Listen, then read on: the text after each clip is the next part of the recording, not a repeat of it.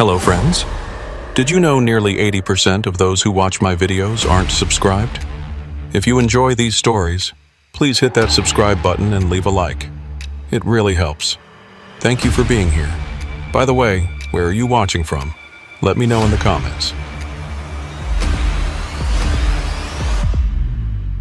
The rain started as a whisper somewhere past the state line, just a few drops speckling the windshield while the wipers stayed off. Ephraim Calder had been driving long enough to know that kind of rain, the polite kind that gave you warning before it turned mean. He'd left the depot in Terre Haute just after midnight with a full load of agricultural equipment headed for a distribution center outside Paducah, and the weather report had mentioned scattered showers but nothing worth worrying about. The kind of forecast that truckers learned to take with a grain of salt because weather moved faster than reports could track it, especially out here where the land flattened and the sky opened up like a vast, unblinking eye. He'd been running this route for 3 years now, knew every exit and rest stop, every stretch where the road dipped just enough to collect standing water when it rained hard. The familiarity should have been comforting, but tonight it felt different, like the road itself had changed while he wasn't looking. By the time he crossed into Kentucky, the rain had graduated from polite to insistent, fat drops hammering the windshield in a steady rhythm that made the wipers work double time. The highway stretched ahead in a ribbon of wet asphalt, the white lines reflecting his headlights in a way that made them look like they were floating just above the surface. Traffic had thinned out to almost nothing, just the occasional set of taillights in the distance that would disappear around a curve before he could catch up to them. The radio had gone static an hour back, nothing but white noise and the occasional burst of what might have been a voice but was probably just interference from the storm. Ephraim didn't mind the silence. He'd spent enough nights alone in the cab to find a kind of peace in it. The isolation that other drivers complained about, but he'd learned to appreciate. It was just him and the road and the rain, and for now, that was enough. The first sign that something was off came at mile marker 47, right where the highway curved north toward the river crossing. He'd driven past this spot hundreds of times, knew it well enough to navigate it half asleep, but tonight there was something new. A large orange detour sign planted on the shoulder, its reflective surface catching his headlights and throwing them back in a harsh glare. The arrow pointed toward an exit he'd never taken, a narrow ramp that led away from the highway and disappeared into the trees. Ephraim frowned, slowing the rig as he approached. Detours weren't unusual during storm season. Roads flooded, bridges washed out, and the highway department would reroute traffic until they could clear the damage. But he hadn't seen any construction warnings on the message boards, hadn't heard anything on the CB before it went dead. The sign looked official enough, the standard highway department orange with the black lettering, but something about it felt wrong in a way he couldn't quite name. He thought about ignoring it, pushing straight through on the main highway and taking his chances, but the rain was coming down harder now, and visibility was dropping fast. If there was a real washout ahead, he could end up stuck or worse, and with the load he was carrying, he couldn't afford to take that risk. The detour might add time to his route, but at least it would keep him moving. He eased the rig onto the exit ramp, the tires hissing on the wet pavement as he followed the curve down and away from the highway. The road here was narrower, barely 2 lanes, and the trees pressed in close on both sides, like they were trying to reclaim the asphalt. His headlights cut through the rain in narrow cones that didn't reach far enough, and the darkness beyond felt deeper than it should have, thicker somehow, like it was pushing back against the light. The detour signs kept appearing at regular intervals, each one confirming that he was still on the right path, but Ephraim couldn't shake the feeling that something was wrong. The signs looked identical, same orange, same black lettering, same reflective coating, but they felt too perfect, too clean for something that should have been put up in a hurry during a storm. And there was something else. something he couldn't quite put his finger on until he was almost past the third sign. The lettering was just slightly off, the font not quite matching the standard highway department style. It was a small detail, the kind of thing most people wouldn't notice, but Ephraim had spent years looking at road signs and his eye had learned to catch those inconsistencies. He told himself it didn't mean anything, that maybe the highway department had updated their templates or used a different contractor. But the unease that had been building in his gut since he left the highway grew stronger. The road continued to narrow, the pavement rough and poorly maintained, and Ephraim had to slow down to navigate the potholes that appeared in his headlights like dark craters filled with rainwater. The wipers were working overtime now, struggling to keep up with the deluge, and the sound of rain on the cab roof was almost deafening. He couldn't see more than 20 feet ahead, and every curve felt like a gamble, like he might round the next bend and find the road completely washed out or blocked by a fallen tree. He thought about turning around, but the road was too narrow for the rig, and backing up in these conditions would be suicide. He was committed now, stuck on this detour whether he liked it or not, and all he could do was keep moving forward and hope it led back to the highway before things got worse. Then he saw the lights. At first he thought it was another vehicle, maybe a car that had taken the same detour, but as he got closer he realized the lights weren't moving. They were stationary, positioned in the middle of the road, and they had that distinctive pattern of emergency flashers. Ephraim's stomach tightened. Someone had broken down or had an accident, and out here in the middle of nowhere during a storm like this, that could be a death sentence. He slowed the rig to a crawl, his eyes straining to make out details through the rain. The lights belonged to a car, an older sedan from what he could tell, sitting at an angle across both lanes like it had spun out and come to rest blocking the road. The driver's door was hanging open, and he could see dark shapes that might have been belongings scattered on the pavement around it. He brought the rig to a stop about 30 feet back, leaving enough room to maneuver if he needed to, and sat there for a moment trying to decide what to do. Every instinct was telling him to be careful, that something about this situation didn't add up.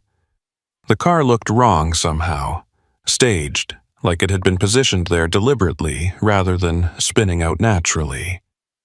And where was the driver?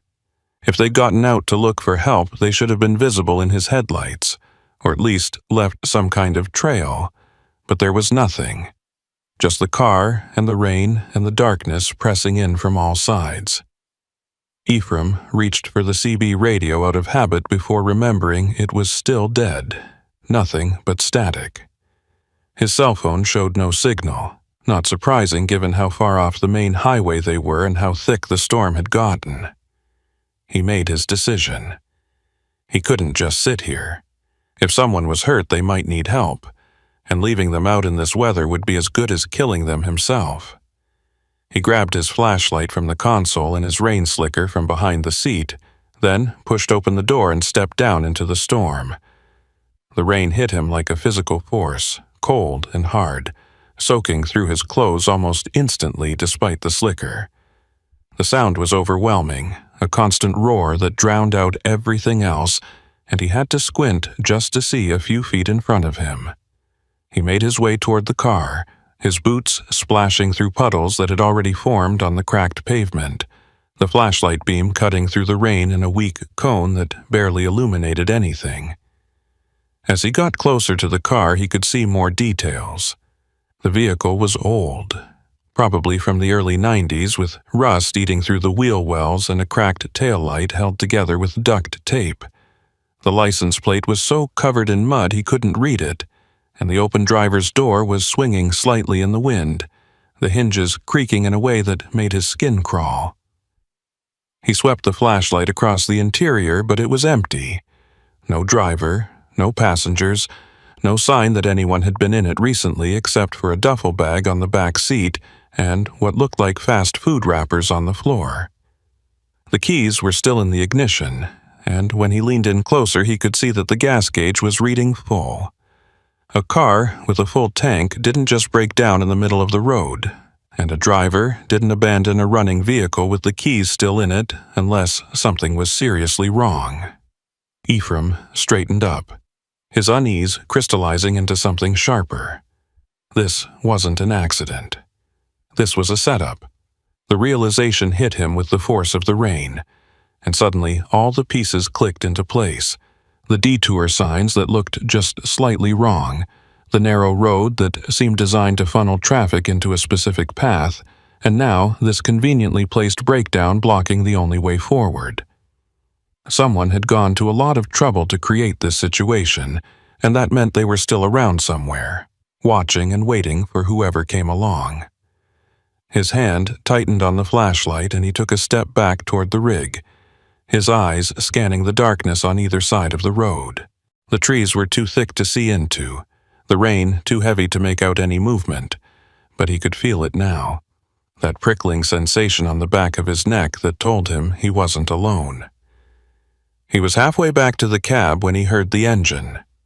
Not his rig, something else coming from behind him, back the way he'd come. He spun around, the flashlight beam cutting through the rain to illuminate a vehicle approaching fast, its headlights off but its shape just barely visible in the darkness. A pickup truck, old and battered, moving with the kind of reckless speed that only made sense if the driver knew exactly where they were going. Ephraim broke into a run, his boots slipping on the wet pavement as he tried to reach the rig before the truck caught up to him. He could hear it getting closer, the engine roaring, and then the headlights snapped on all at once, catching him in their glare and turning the rain into a wall of white light. He reached the rig and hauled himself up into the cab, slamming the door and hitting the lock with one hand while the other fumbled for the ignition. The diesel engine coughed to life with a sound that was almost reassuring in its familiarity, and he slammed the rig into gear, ready to push the sedan out of the way if he had to. But the pickup truck had already stopped, pulling up alongside the sedan and blocking any route forward. The driver's door opened, and a figure stepped out. Tall, wearing a heavy rain slicker with the hood up, their face hidden in shadow. They stood there for a moment, just watching, and then they reached back into the truck and pulled out something long. A tool, maybe, or a weapon. Ephraim couldn't tell through the rain, but he wasn't about to wait and find out. He threw the rig into reverse, the transmission grinding in protest as the truck began to back up. The figure started walking toward him, not running, but moving with that same deliberate pace that suggested they had all the time in the world, like they knew he had nowhere to go. Ephraim kept reversing, his eyes flicking between the mirrors and the windshield, trying to navigate the narrow road backwards while keeping the figure in sight. The rain was making it nearly impossible to see, the wipers barely keeping up, and twice he felt the rear wheels slip on the muddy shoulder before he managed to correct. The figure kept coming, closing the distance slowly but steadily, and Ephraim realized with a sick certainty that they were herding him, pushing him back toward whatever was waiting further down the detour. Then he saw the second set of lights, behind him this time, blocking the road he'd just traveled. Another vehicle, another figure stepping out into the rain. Ephraim's chest tightened. He was boxed in, trapped between two vehicles on a road that was too narrow to turn around. His mind raced through options and came up empty. He couldn't go forward, couldn't go back, and trying to push through would likely end with him stuck or disabled, at the mercy of whoever had set this trap. The CB was still dead, his phone still showing no signal, and there was no one else on this road who could help him. He was on his own, and he was running out of time.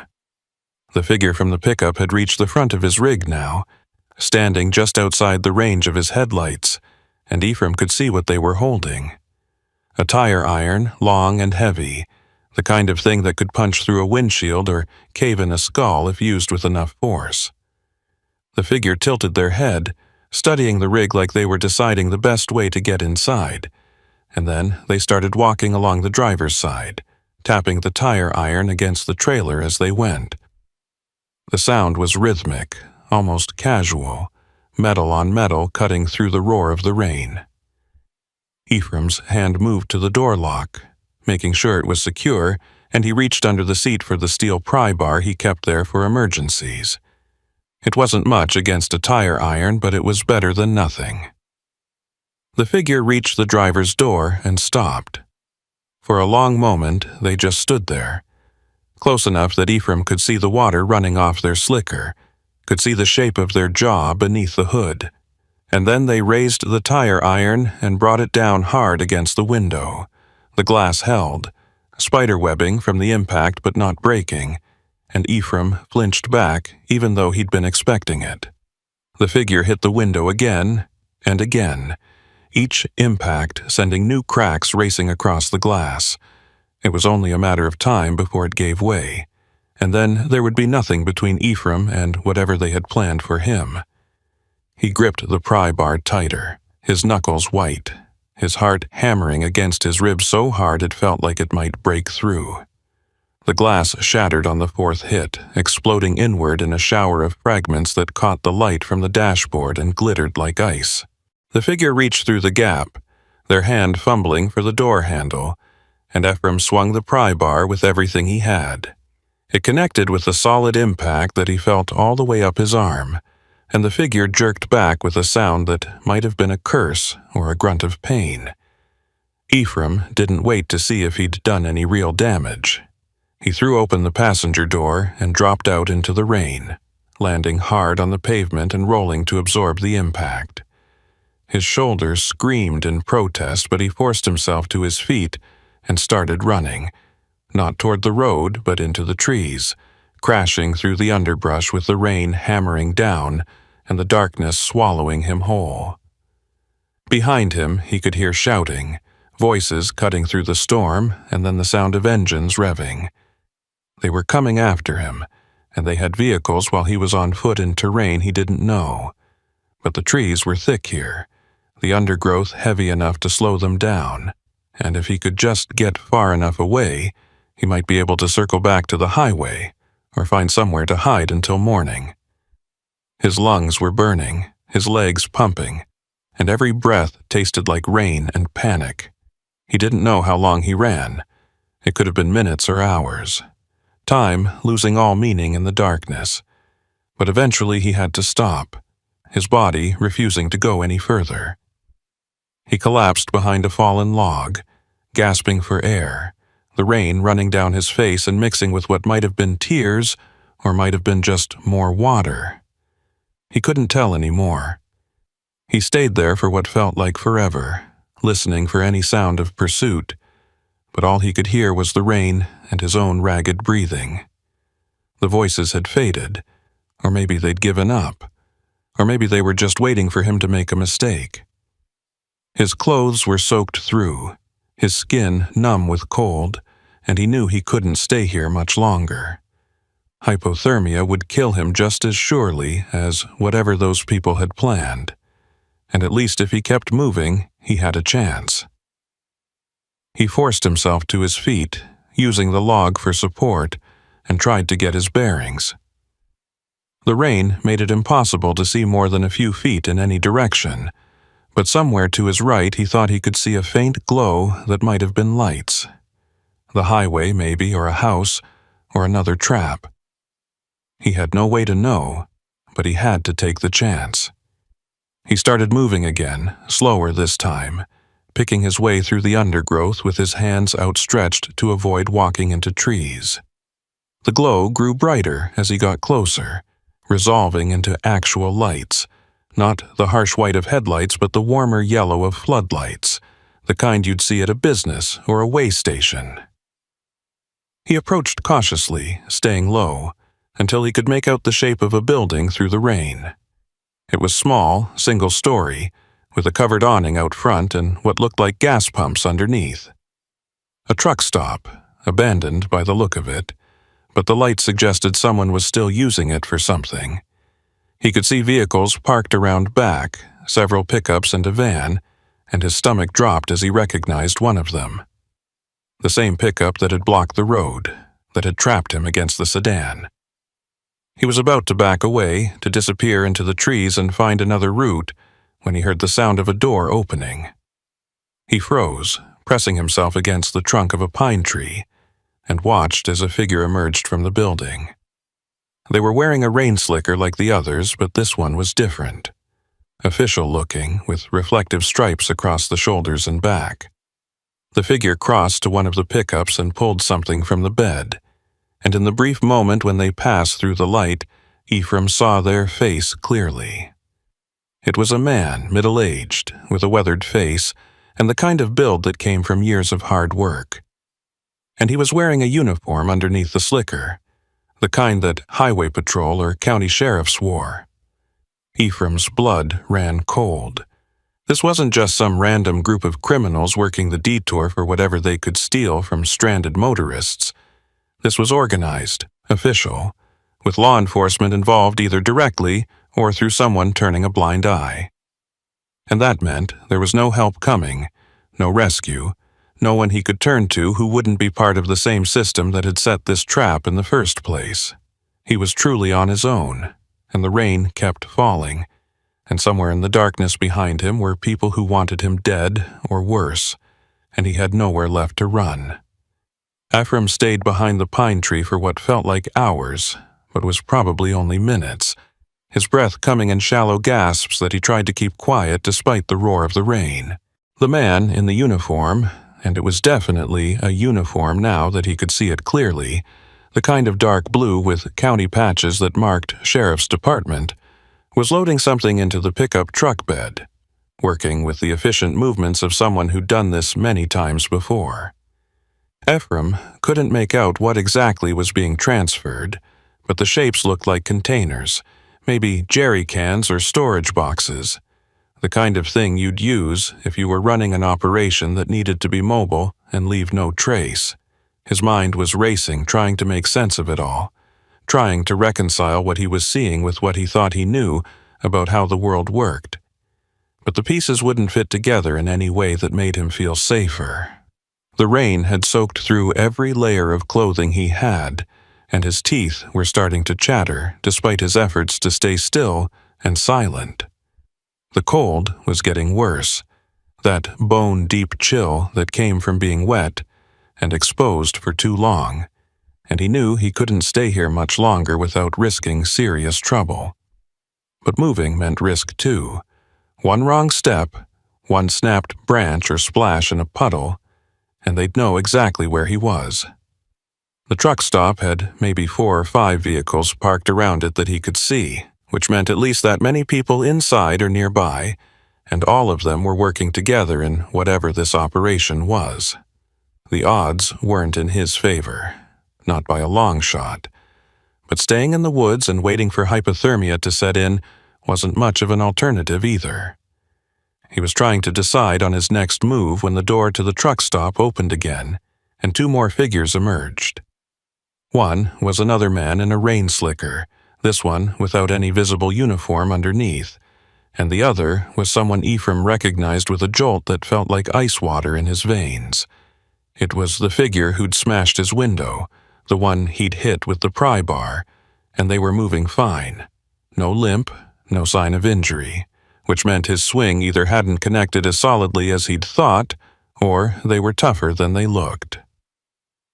The 2 of them stood under the awning for a moment, having what looked like a heated discussion, their body language tense, and then the uniformed man from earlier joined them. Ephraim couldn't hear what they were saying over the rain, but he could see gestures being made toward the road, toward the direction he'd run, and he knew they were talking about him. The discussion seemed to reach some kind of conclusion, because the 3 of them split up. The non-uniform-sinned figure heading back inside, the one who'd broken his window climbing into one of the pickups, and the uniformed man walking toward another vehicle parked around the side of the building. Ephraim watched as engines started and headlights came on, cutting through the rain in harsh white beams that swept across the parking area. They were organizing a search, spreading out to cover more ground, and suddenly the woods didn't feel like adequate cover anymore. He needed to move, and he needed to do it now while they were still getting organized, while there was still confusion he could use to his advantage. The problem was figuring out where to go, back toward the detour road was suicide. Deeper into the woods was just delaying the inevitable, and trying to make it to the highway on foot through terrain he didn't know. In the dark and the rain felt like a long shot at best. He made his decision. The truck stop might be their base of operations, but it also had resources. Vehicles with keys potentially left in them. A phone that might work. Maybe even weapons or supplies he could use. It was risky, but staying out here was riskier, and at least inside he'd have walls and a roof while he figured out his next move. He waited until the pickup trucks had pulled out onto the road and their taillights had disappeared into the rain before moving, keeping low and using the parked vehicles for cover as he approached the building. The windows were lit, but he couldn't see anyone moving inside from this angle, and the door the figures had been using was on the far side under the awning. He circled around to the back where a smaller door marked with a faded "Employees Only" sign hung slightly ajar, the frame warped enough that the latch didn't quite catch. Ephraim pushed it open slowly, wincing at the creak of old hinges, and slipped inside. He found himself in a storage room that smelled of mildew and old cardboard. Shelves lined with supplies that looked like they'd been sitting untouched for years. The fluorescent lights overhead were flickering irregularly, casting everything in a stuttering half-light that made the shadows jump and shift. He could hear voices coming from somewhere deeper in the building, muffled by walls but close enough to make his pulse quicken. He moved carefully between the shelves toward an interior door that stood partially open, giving him a view into what looked like the main room of the truck stop. There were tables and chairs scattered around, a counter with an old cash register, and maps spread out across one of the tables covered in markings he couldn't make out from this distance. 2 people were in the room. One was the figure who'd gone back inside earlier. Their rain slicker hung up now, revealing worn work clothes underneath, and the other was someone Ephraim hadn't seen before, a heavy-set man with a shaved head who was leaning over the maps and pointing at something. They were deep in conversation, their voices carrying just enough for Ephraim to catch fragments. "I should have grabbed him when we had the chance." Kinch said to be patient, that he'd come back to the rig. Been 3 hours now, and Corcoran's getting antsy. The names meant nothing to Ephraim, but the context was clear enough. They'd expected him to go back to his truck, had probably left it as bait, and were getting frustrated that their plan hadn't worked. The realization gave him a small, cold satisfaction. At least he'd done something right by running into the woods instead of trying to salvage his load. The conversation continued, and Ephraim caught more details, piecing together the operation as he listened.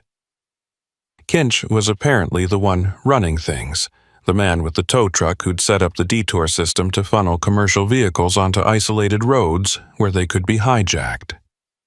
Corcoran was the law enforcement connection, the one in uniform, using his authority to make sure no one looked too closely at the missing trucks or asked awkward questions about traffic patterns. They'd been running this for months at least, maybe longer, hitting truckers during storms when visibility was low and response times were slow. The cargo got stripped and sold. The trucks disappeared into chop shops or were repainted and resold across state lines, and the drivers, Ephraim's stomach turned as he realized they weren't talking about what happened to the drivers, which meant it was bad enough they didn't need to say it out loud. He needed to get out of here, and he needed evidence. Something he could take to someone higher up the chain than county law enforcement. Someone who couldn't be bought or threatened into silence. His eyes scanned the room looking for anything useful and landed on the maps. They were covered in markings. Red circles around highway exits. Notation about traffic cameras. Schedules for patrol routes. That was evidence, hard evidence that would be impossible to explain away if it got into the right hands. The problem was the 2 people standing right next to it, and the fact that Ephraim had no way to photograph it with his phone, having no signal, and no way to carry the maps out without being seen. He was still trying to work out a plan when the door at the front of the building opened, and someone else walked in, bringing a gust of rain and cold air with them. It was the uniformed man, Corcoran, apparently, and he looked frustrated and wet, water dripping from his slicker onto the worn linoleum floor. "Nothing," he said without preamble. "Checked the perimeter twice, no sign of him. Either he's hunkered down somewhere waiting for morning, or he's trying to make it to the highway on foot." The bald man straightened up from the maps, his expression darkening. "Kinch isn't going to like this. We can't have someone running around out there who knows about the setup, especially not with the operation planned for tomorrow night. We need more bodies on this, need to sweep the whole area before he can get to a phone or flag down another driver." Corcoran shook his head, water flying from his hair. "Can't pull more people without raising questions. We keep this contained, keep it looking like a normal night, and hope we find him before he becomes a problem." The conversation continued, but Ephraim had stopped listening. His mind caught on what the bald man had said. An operation planned for tomorrow night, which meant this wasn't a one-time thing, wasn't just about him and his truck. They had another hijacking set up, another driver who'd be routed onto that same detour road and trapped the same way he'd been. And if he didn't get out of here, didn't get word to someone who could stop it, that driver would end up dead or disappeared like however many others had come before him. The weight of that knowledge settled over him like a physical thing, heavier than the cold and the fear and the exhaustion. He couldn't just save himself. He had to stop this, had to make sure these people paid for what they'd been doing. But first he had to survive the night. He was backing away from the door, trying to retreat to the storage room before anyone noticed him, when his boot caught on something. A toolbox someone had left on the floor, half hidden in shadow. It scraped across the linoleum with a sound that seemed impossibly loud in the quiet of the room, and Ephraim froze. For a heartbeat, no one moved. No one reacted, and he thought maybe they hadn't heard it over the rain on the roof. Then the bald man's head snapped toward the storage room doorway, and his eyes locked onto Ephraim's face. "We got company!" he shouted, already moving.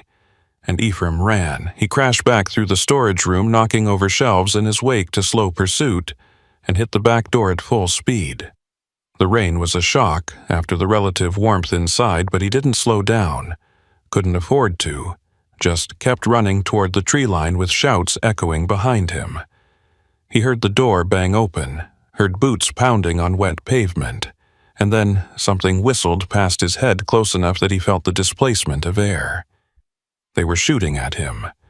The realization came with a detached kind of clarity, like his brain had decided that if they were shooting, then panic wasn't going to help.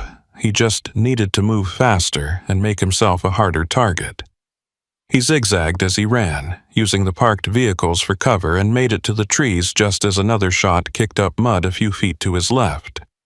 The woods swallowed him again, and this time he didn't stop to catch his breath, just kept pushing forward with branches whipping at his face and undergrowth grabbing at his boots.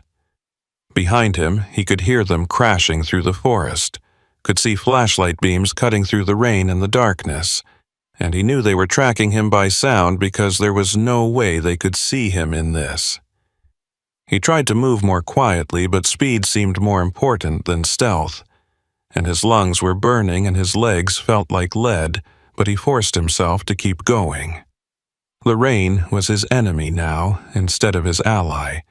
Every splash, every broken branch was like a beacon telling them exactly where he was, and the cold was making his muscles slow and clumsy. He ran for what felt like miles, but was probably less than one. The terrain sloping downward now, and then his boot came down on nothing but air, and he was falling. He hit hard, rolling down a muddy embankment that hadn't been visible in the darkness, and came to rest in a shallow creek that was running high and fast with storm runoff. The water was shockingly cold, and for a moment he just lay there stunned, tasting mud and blood from where he'd bit his lip. Then the sound of voices from above brought him back to himself, and he forced his body to move, crawling further downstream, where the bank overhung the water enough to create a small hollow. He wedged himself into it, the cold water flowing around him up to his chest, and tried to control his breathing while the flashlight beams swept overhead. They were close enough that he could hear individual words now. Lost him at the drop-off. Check downstream. He couldn't have gone far. Kinch is going to be pissed. Ephraim pressed himself further back into the hollow, the mud of the bank cold and slick against his back, and watched the lights play across the water. One of them, Corcoran, by the sound of his voice, was arguing that they should call it off until morning, that searching in the dark and the rain was more likely to result in one of them getting hurt than finding anything. But the bald man, who someone called Kinch now that Ephraim was listening carefully, insisted they keep looking. He's seen too much, knows too much. We find him tonight or we shut down the whole operation and scatter, and I'm not about to let 3 years of work go to waste because one driver got lucky. So Kinch was the bald man, the one running things, not the tow truck operator like Ephraim had thought. That changed his mental map of the organization, but it didn't change his situation. He was still hunted, still cold, still trapped. The voices and lights eventually moved away, heading further downstream, and Ephraim stayed in his hollow counting seconds and trying to decide when it would be safe to move. His whole body was shaking now, uncontrollable tremors that he couldn't stop even when he clenched his jaw and balled his fists. The water was stealing his heat faster than his body could generate it, and he knew he couldn't stay here much longer without losing consciousness. But climbing out of the creek meant exposing himself, meant being visible if anyone came back to check the area. He gave it 5 minutes by his count, though time felt elastic and unreliable, and then forced himself to move. His muscles barely responded, cramping and sluggish from the cold, but he managed to drag himself out of the water and up the opposite bank. The rain was still coming down hard enough to wash away his tracks almost as fast as he made them, which was something at least. He oriented himself by the sound of the creek, following it downstream on the theory that it would eventually meet up with a larger body of water, maybe the river he'd seen on the maps back in the truck stop. Rivers meant bridges, and bridges meant roads, a way back to civilization and help.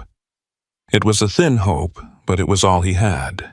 The walking was torture, each step an exercise in willpower as his body screamed at him to stop and rest.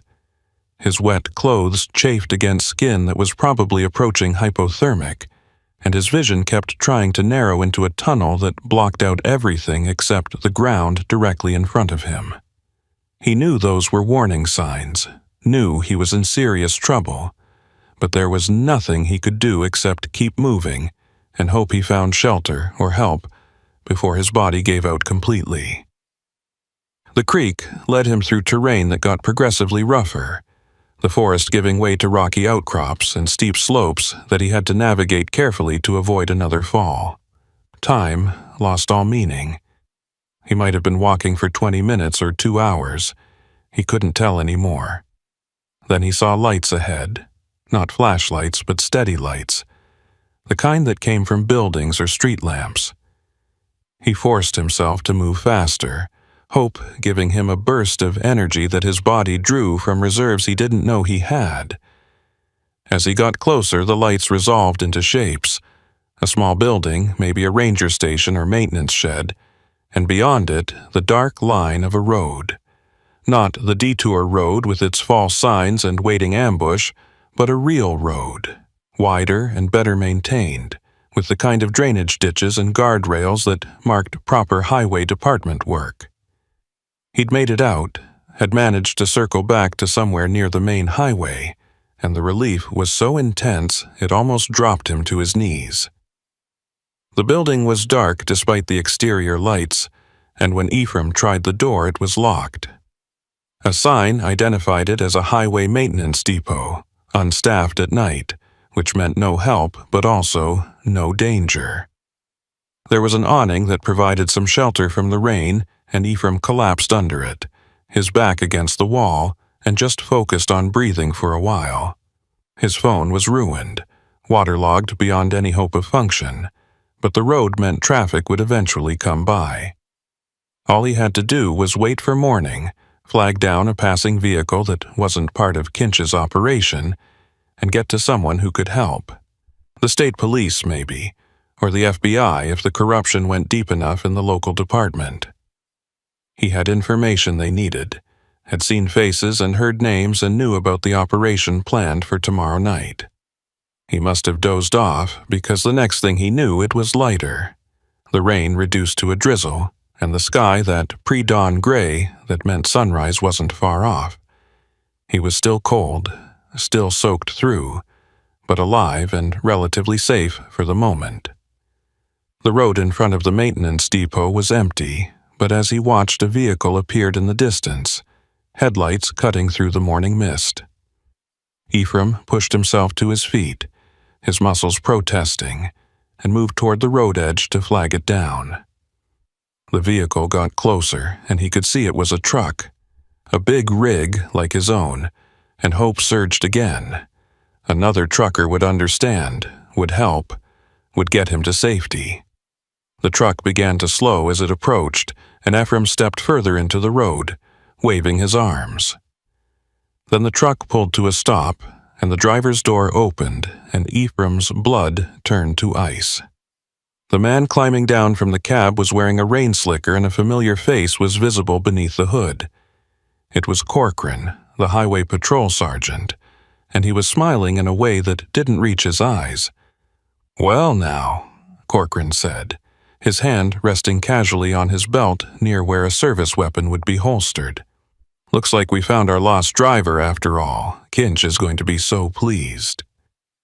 Ephraim turned to run, but his body was too slow, too exhausted, and before he'd made it 3 steps, hands grabbed him from behind. Someone else had been in the truck, someone he hadn't seen, and they wrestled him to the ground with professional efficiency. His face pressed into wet gravel and zip ties bit into his wrists, and Corcoran's boots appeared in his field of vision. "You led us on quite a chase," the sergeant said conversationally. "Made us work for it, I'll give you that. But you made a mistake thinking the highway was safe, thinking any road out here was safe. We own these roads, friend. Every mile marker, every exit, every depot. You were never going to get away."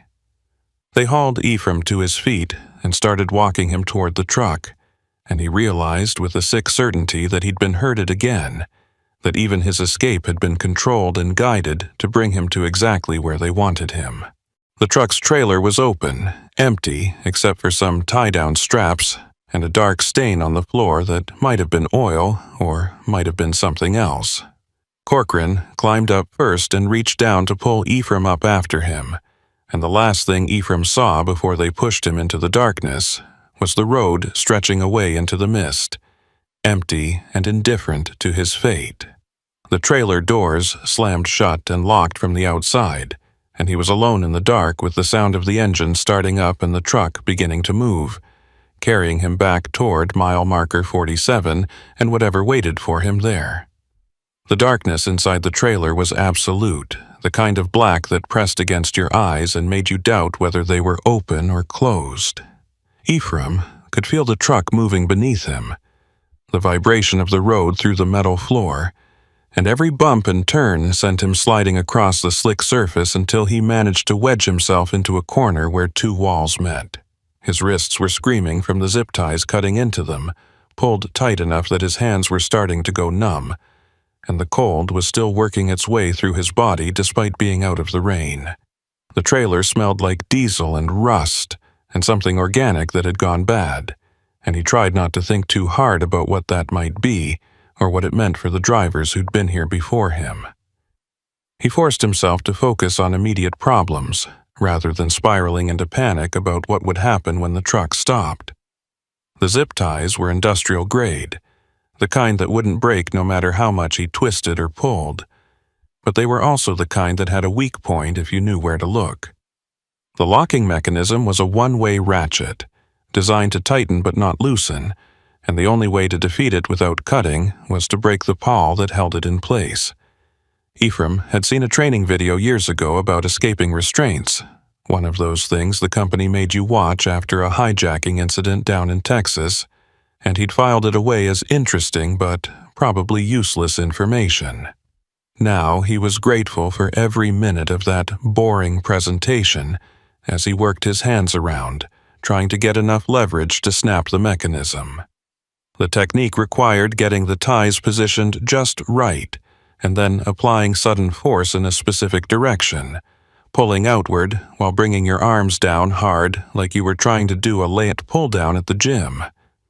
The problem was doing it in pitch darkness while exhausted and half-frozen, in a moving truck that kept throwing off his balance. He tried 3 times and failed, the plastic digging deeper into his wrists each time he tensed against it, and he could feel warm wetness that was probably blood mixing with the rainwater still soaking his sleeves. On the 4th attempt, something gave. Not the tie itself, but his left shoulder, a sharp pop of pain that made him gasp and nearly made him black out. He'd dislocated it or torn something. He couldn't tell which in the dark, but his hands were still bound, and now he had a new problem to deal with. He sat there for a moment, breathing through the pain, trying to assess how bad the damage was.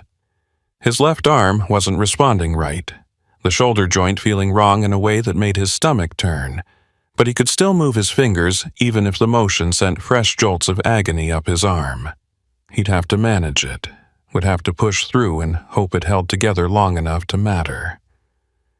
The truck was still moving, had been for maybe 20 minutes by his estimate, which meant they were either taking him back to the truck stop or to wherever they did the actual work of processing hijacked vehicles. Neither option was good, but he had to be ready for when the doors opened, had to have some kind of plan, even if it was just making a desperate run for it and hoping he got lucky. The truck began to slow, the engine note changing as it downshifted, and Ephraim felt his pulse kick up another notch. He pushed himself to his feet, his bad shoulder protesting, and moved toward where he thought the doors were. His fingers found the cold metal and traced along it looking for any kind of gap or weakness, but the trailer was solid and the doors were locked from the outside with no interior release. He was trapped completely, dependent on them opening those doors if he wanted any chance at all, and that meant they controlled the when and how of whatever came next. He backed away from the doors and positioned himself to the side, figuring that at least if he wasn't directly in front of them when they opened, he might have a split second of surprise to work with. The truck came to a complete stop and the engine shut off, leaving a ringing silence broken only by the sound of rain still pattering against the trailer roof. Ephraim could hear voices outside, muffled but getting closer, and he recognized Corcoran's distinctive gravel-rough tone mixed with someone else's voice that might have been Kinch. They were discussing something, their words not quite clear enough to make out, and then there was the sound of metal scraping metal as someone worked the lock. Light spilled in as the doors swung open, blinding after the darkness, and Ephraim had to squint against it. When his vision adjusted, he could see 3 figures silhouetted against the gray dawn: Corcoran, Kinch, and someone else he didn't recognize. A lean man with a tow truck operator's build, wearing coveralls stained with grease and what looked like old blood. "Out," Kinch said. Not a request, but a command. And when Ephraim didn't move immediately, the lean man stepped forward and grabbed his arm. The bad arm, naturally, and the pain that shot through his shoulder made him stumble forward and nearly fall out of the trailer. Corcoran caught him almost casually, one hand on his elbow, and guided him down to the ground. They were back at the truck stop, Ephraim realized as he got his bearings. The same parking lot and awning and building he'd fled from hours earlier. His rig was there too, parked off to the side near the gas pumps, and seeing it gave him a pang that was almost physical. All that work to escape, and he'd ended up right back where he'd started. Except now he was injured and restrained and surrounded by people who had no reason to let him live. They walked him toward the building, Corcoran on one side and the lean man on the other, with Kinch leading the way. The rain had tapered off to a light drizzle, but the ground was still soaked, puddles everywhere reflecting the gray sky. Ephraim's boots squelched with each step, and he could feel water still trapped in his clothes, making everything heavier. They took him in through the front door this time, not bothering with stealth, and he found himself in the same main room he'd spied on from the storage area. The maps were still spread on the table, but now there were more of them, detailed topographic charts with routes marked in different colors and annotations written in a cramped hand. A laptop sat open on another table showing what looked like traffic camera feeds, multiple windows cycling through different views of highways and intersections. Kinch gestured to a chair, and the lean man pushed Ephraim into it, not gently. The zip ties were still on his wrists, but they pulled his arms around behind the chair and secured them to the backrest with more ties, then did the same with his ankles to the chair legs. When they were done, he couldn't move anything except his head, and even that made his shoulders scream in protest. Kinch pulled up another chair and sat down facing him, close enough that Ephraim could smell coffee on his breath and see the early morning stubble on his jaw. "Let's talk," Kinch said, his voice conversational like they were discussing the weather instead of whatever was about to happen. "You've caused us a significant amount of trouble tonight, but I'm willing to consider that maybe we can work something out." Ephraim didn't respond, just stared back at him, and Kinch's expression hardened slightly. "See, the problem is you've seen too much. You know about the detour, about this place, about our operation, and normally that would be the end of it. We can't have loose ends, can't risk someone talking to the wrong people. But you impressed me tonight.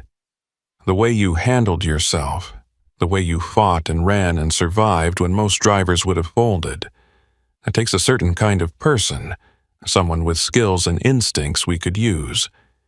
He leaned back in his chair, studying Ephraim like he was evaluating a piece of equipment. "So, here's my offer. You work with us. We've got another pickup tonight, another driver coming through who needs to be intercepted. You help make that go smooth, prove you're committed, and maybe we bring you in proper. You'd get a cut, get to keep driving, and you'd be protected by people who know how things really work out here." The offer hung in the air between them, and Ephraim felt a cold fury building beneath the exhaustion and pain. They wanted to turn him, wanted to make him part of whatever sick enterprise they'd built by preying on other drivers. People who were just trying to do their jobs, just trying to get their loads delivered and go home to their families, and these men were treating them like resources to be harvested.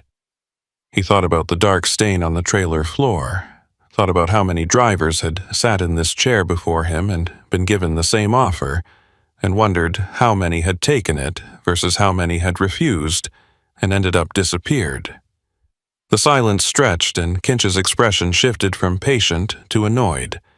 "Not interested?" Kinch said, his tone harder now. "That's disappointing. I really did think you were smarter than that." He stood up and walked over to the table with the laptop, tapping a few keys. One of the camera feeds expanded to fill the screen, and Ephraim could see a highway view, traffic light at this early hour, but with a few vehicles visible, including several trucks. "See, the thing about this business is we've got it down to a science. We know which routes the commercial vehicles take, know their schedules and their loads and their stopping points. We've got people in dispatch offices, people in weigh stations, people in every level of the infrastructure that keeps the trucking industry moving. You think you're the first driver who thought about going to the authorities? We own the authorities. We've got 3 counties locked down, and anyone who makes noise gets handled before they can become a problem." Corcoran had been standing near the door, but now he moved closer, his hand resting on his service weapon in what was probably meant to be a casual gesture, but read as a threat. "We're offering you a way out," he said, his voice carrying that tone of false reasonableness that cops used when they wanted you to confess to something. "A way to survive this and even profit from it. But if you're not smart enough to take it, then you're just another problem that needs solving, and we've gotten very good at solving problems." He exchanged a look with Kinch that Ephraim couldn't quite read, some kind of silent communication passing between them. The lean man, who'd been standing off to the side, moved to the door and opened it, and two more people came in. One was the figure who'd originally broken his truck window, their face finally visible in the light as a woman in her 30s with cold eyes, and the other was someone new, a younger guy who moved with the nervous energy of someone who hadn't been doing this long. Kinch turned back to Ephraim, his patience clearly wearing thin. "Last chance. You're either with us or you're a liability, and we don't keep liabilities around. What's it going to be?" Ephraim met his eyes and said the only thing he could say, the only response that let him keep whatever was left of his self-respect. "Go to hell." The words came out rougher than he intended, his throat raw from cold and exhaustion, but they were clear enough. Kinch's expression didn't change, but something flickered in his eyes, something that might have been respect or might have been irritation. He nodded once, a sharp, decisive movement, and then he was turning away and saying something to Corcoran that Ephraim couldn't hear over the sudden rushing sound in his ears. The sergeant moved toward him and Ephraim tensed, expecting a blow or worse, but instead Corcoran just cut the zip ties holding him to the chair. His arms and legs were still bound, but at least he wasn't completely immobilized anymore. They hauled him up and started walking him toward the back of the building, through a door that led to what looked like a garage bay. His rig was in there, pulled inside on the far side where a maintenance pit gaped open in the floor like a dark mouth. Tools were scattered on workbenches, and there was a heavy industrial smell of oil and metal and chemical solvents that burned in his nose. The lean man was doing something with Ephraim's truck, had the hood open, and was working on the engine with the practiced movements of someone who knew exactly what they were doing. "See, we had your truck from the start," Kinch said, walking beside Ephraim like a tour guide showing off an attraction. "Soon as you took that first detour sign, we activated a kill switch in your electrical system. Something we installed 6 months back when your rig was in for maintenance at a shop we've got people in. Clean, remote, untraceable. The truck dies when we want it to, right where we want it to, and the driver has no choice but to stop and call for help. That's when we move in." He gestured toward the maintenance pit, and Ephraim's stomach dropped as he saw what was down there. Partially disassembled trucks, VIN plates scattered around, painting equipment and welding gear. They weren't just hijacking vehicles, they were completely erasing their identities and rebuilding them as something else. The woman with the cold eyes stepped forward, holding something that Ephraim couldn't quite make out in the dim lighting.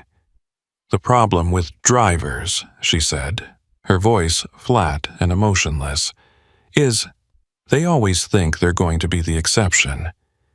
They think if they just fight hard enough or run fast enough or refuse to cooperate, somehow they'll make it out and expose us. But it doesn't work that way. We've been doing this for 3 years, processed over 50 rigs, and you know how many drivers have gotten away?" She paused for effect. "0, not 1, because we control everything, the roads, the timing, the response. You never had a chance." They positioned Ephraim at the edge of the maintenance pit, and he realized with cold certainty what they were planning. The pit was deep, easily 10 feet, with concrete sides and a floor stained with fluids and debris. A fall from this height with his hands and feet bound would likely break bones, maybe kill him outright if he landed wrong, and even if it didn't, the pit looked like it could be sealed off or filled in without much effort. A perfect place to dispose of someone who'd become inconvenient. His mind raced, trying to find an angle, any possible way out, but he was surrounded and restrained, and his body was already at its limit. The only thing he had left was time. If he could buy enough of it, maybe something would change, maybe an opportunity would present itself. "Wait," he said. the word coming out more desperate than he'd intended. Kinch paused, one eyebrow raised in question, and Ephraim scrambled for something that would make them hesitate. The dispatcher knows my route. When I don't check in, when I don't make my delivery window, they'll come looking. They'll track the last known position of my truck and they'll find that detour and they'll know something's wrong. It was thin, barely plausible, but it was all he had. Kinch studied him for a long moment and then he laughed, a dry sound without humor. Your dispatcher is already handled. Got a call an hour ago from you saying the truck broke down and you'd be delayed a day for repairs. Happens all the time, nothing suspicious about it. By the time anyone realizes something's actually wrong, your truck will have a new VIN and be running loads 3 states away. The lean man had finished whatever he was doing under the hood and slammed it shut with a bang that echoed through the garage. He walked over, wiping his hands on a rag, nodded to Kinch, and said something Ephraim didn't catch.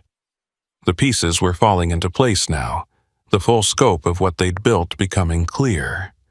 This wasn't just a handful of criminals working an isolated stretch of road.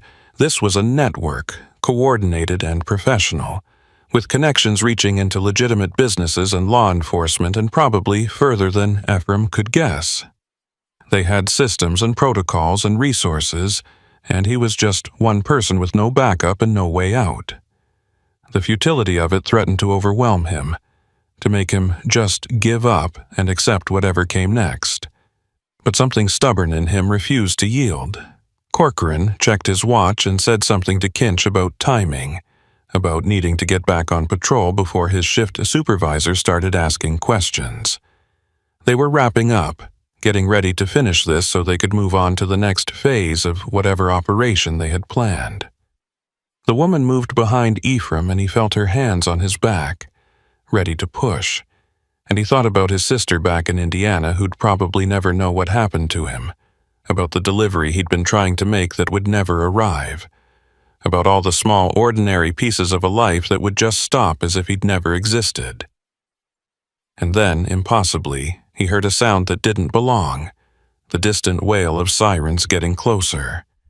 Everyone in the garage froze, listening.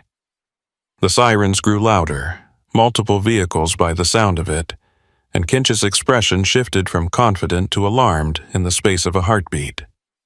"State Police," the lean man said, moving to one of the windows and peering out through grimy glass. 3 units, coming in hot." Corcoran swore, his hand dropping to his weapon, and Kinch was already moving toward the laptop, fingers flying over keys to shut down feeds and close windows. "How did they?" he started to say but didn't finish, his attention already shifting to damage control. The woman's hands left Ephraim's back and he swayed at the edge of the pit but didn't fall, his body finding balance through pure instinct. The sirens cut off abruptly as the vehicles arrived, doors slamming and authoritative voices cutting through the morning air. Someone was using a bullhorn, demanding that everyone inside come out with their hands visible, standard law enforcement procedure for a high-risk stop. Kinch looked at Corcoran with an expression that was part fury and part calculation. "This is on you," he said coldly. "Your network, your responsibility. Fix it or we all go down." Corcoran moved toward the door, but before he got there it burst open, and state troopers flooded in, weapons drawn, shouting commands that overlapped into an incomprehensible wall of sound. Ephraim saw Kinch's hand move toward something in his jacket and shouted a warning without thinking, and then everything happened at once. Troopers closing on Kinch, the lean man making a break for the back exit, the woman trying to use Ephraim as a shield. A trooper with sergeant's stripes separated from the group and moved directly toward Ephraim, assessing the situation with professional calm. "Get him down and clear," the sergeant ordered, and 2 troopers moved to comply, cutting the zip ties and helping Ephraim away from the pit and out of the immediate chaos. His legs barely held him, and his shoulder was still screaming, but he was alive, and he was free, and somehow against all odds, the cavalry had actually shown up. They guided him outside where an ambulance was already pulling into the lot, and he found himself sitting on the back bumper with a paramedic checking his vitals while state police moved through the truck stop like a coordinated machine. The rain had stopped completely now, and the sky was lightening toward actual dawn, gray giving way to pale blue. The sergeant who'd first spotted him came over once things inside were secured, a woman in her 40s with sharp eyes and a no-nonsense bearing. "Mr. Calder?" she said, confirming his identity even though she clearly already knew who he was. "I'm Sergeant Mallory with the state police. We've been tracking this operation for 2 months, and your GPS unit gave us the final piece we needed to move in." Ephraim stared at her, trying to process that through the fog of exhaustion and shock. "My GPS?" he managed, and she nodded. Every commercial vehicle has one for dispatch tracking. But what these people didn't know is some of them, including yours, also have a secondary safety system that activates when the primary communication goes down. It's a new program, still being rolled out, but it meant we knew exactly where you were even when they thought they'd cut you off completely. She explained more as the paramedic worked. Details about how the investigation had started after multiple disappearances of truckers on this route, how they'd been building a case but needed concrete evidence and real-time intelligence to make arrests that would stick. Ephraim's capture and the subsequent hours of tracking him had given them exactly that. Footage of the detour signs being placed, recordings of conversations in the truck stop, physical evidence of the chop shop operation. They had Kinch, Corcoran, and most of the network in custody, with more arrests rolling out across 3 counties as warrants were executed. It was over, the whole sick enterprise collapsing under its own weight once the light hit it. Ephraim should have felt relief, victory even, but all he felt was numb and hollow, and very, very tired. They transported him to a hospital where doctors confirmed his shoulder was dislocated but not broken, where they treated him for mild hypothermia and dehydration and the various cuts and bruises he'd accumulated during his night of hell. The state police took his statement across several hours, gentle but thorough, and he told them everything he'd seen and heard. They assured him his truck would be returned once it was processed as evidence that his company had been notified and was being cooperative, that he'd probably have to testify when cases went to trial, but they'd make sure he was protected and supported. It was all very professional and compassionate and by the book, but it didn't change the fundamental truth that he'd come within minutes of disappearing forever into a system designed to erase people. He spent 2 days in the hospital before they cleared him to leave, and the company sent someone to drive him home since his truck was still impounded. The driver was an older guy named Marcus, who didn't ask questions, just made small talk about routes and weather and the normal safe topics that truckers use to pass time.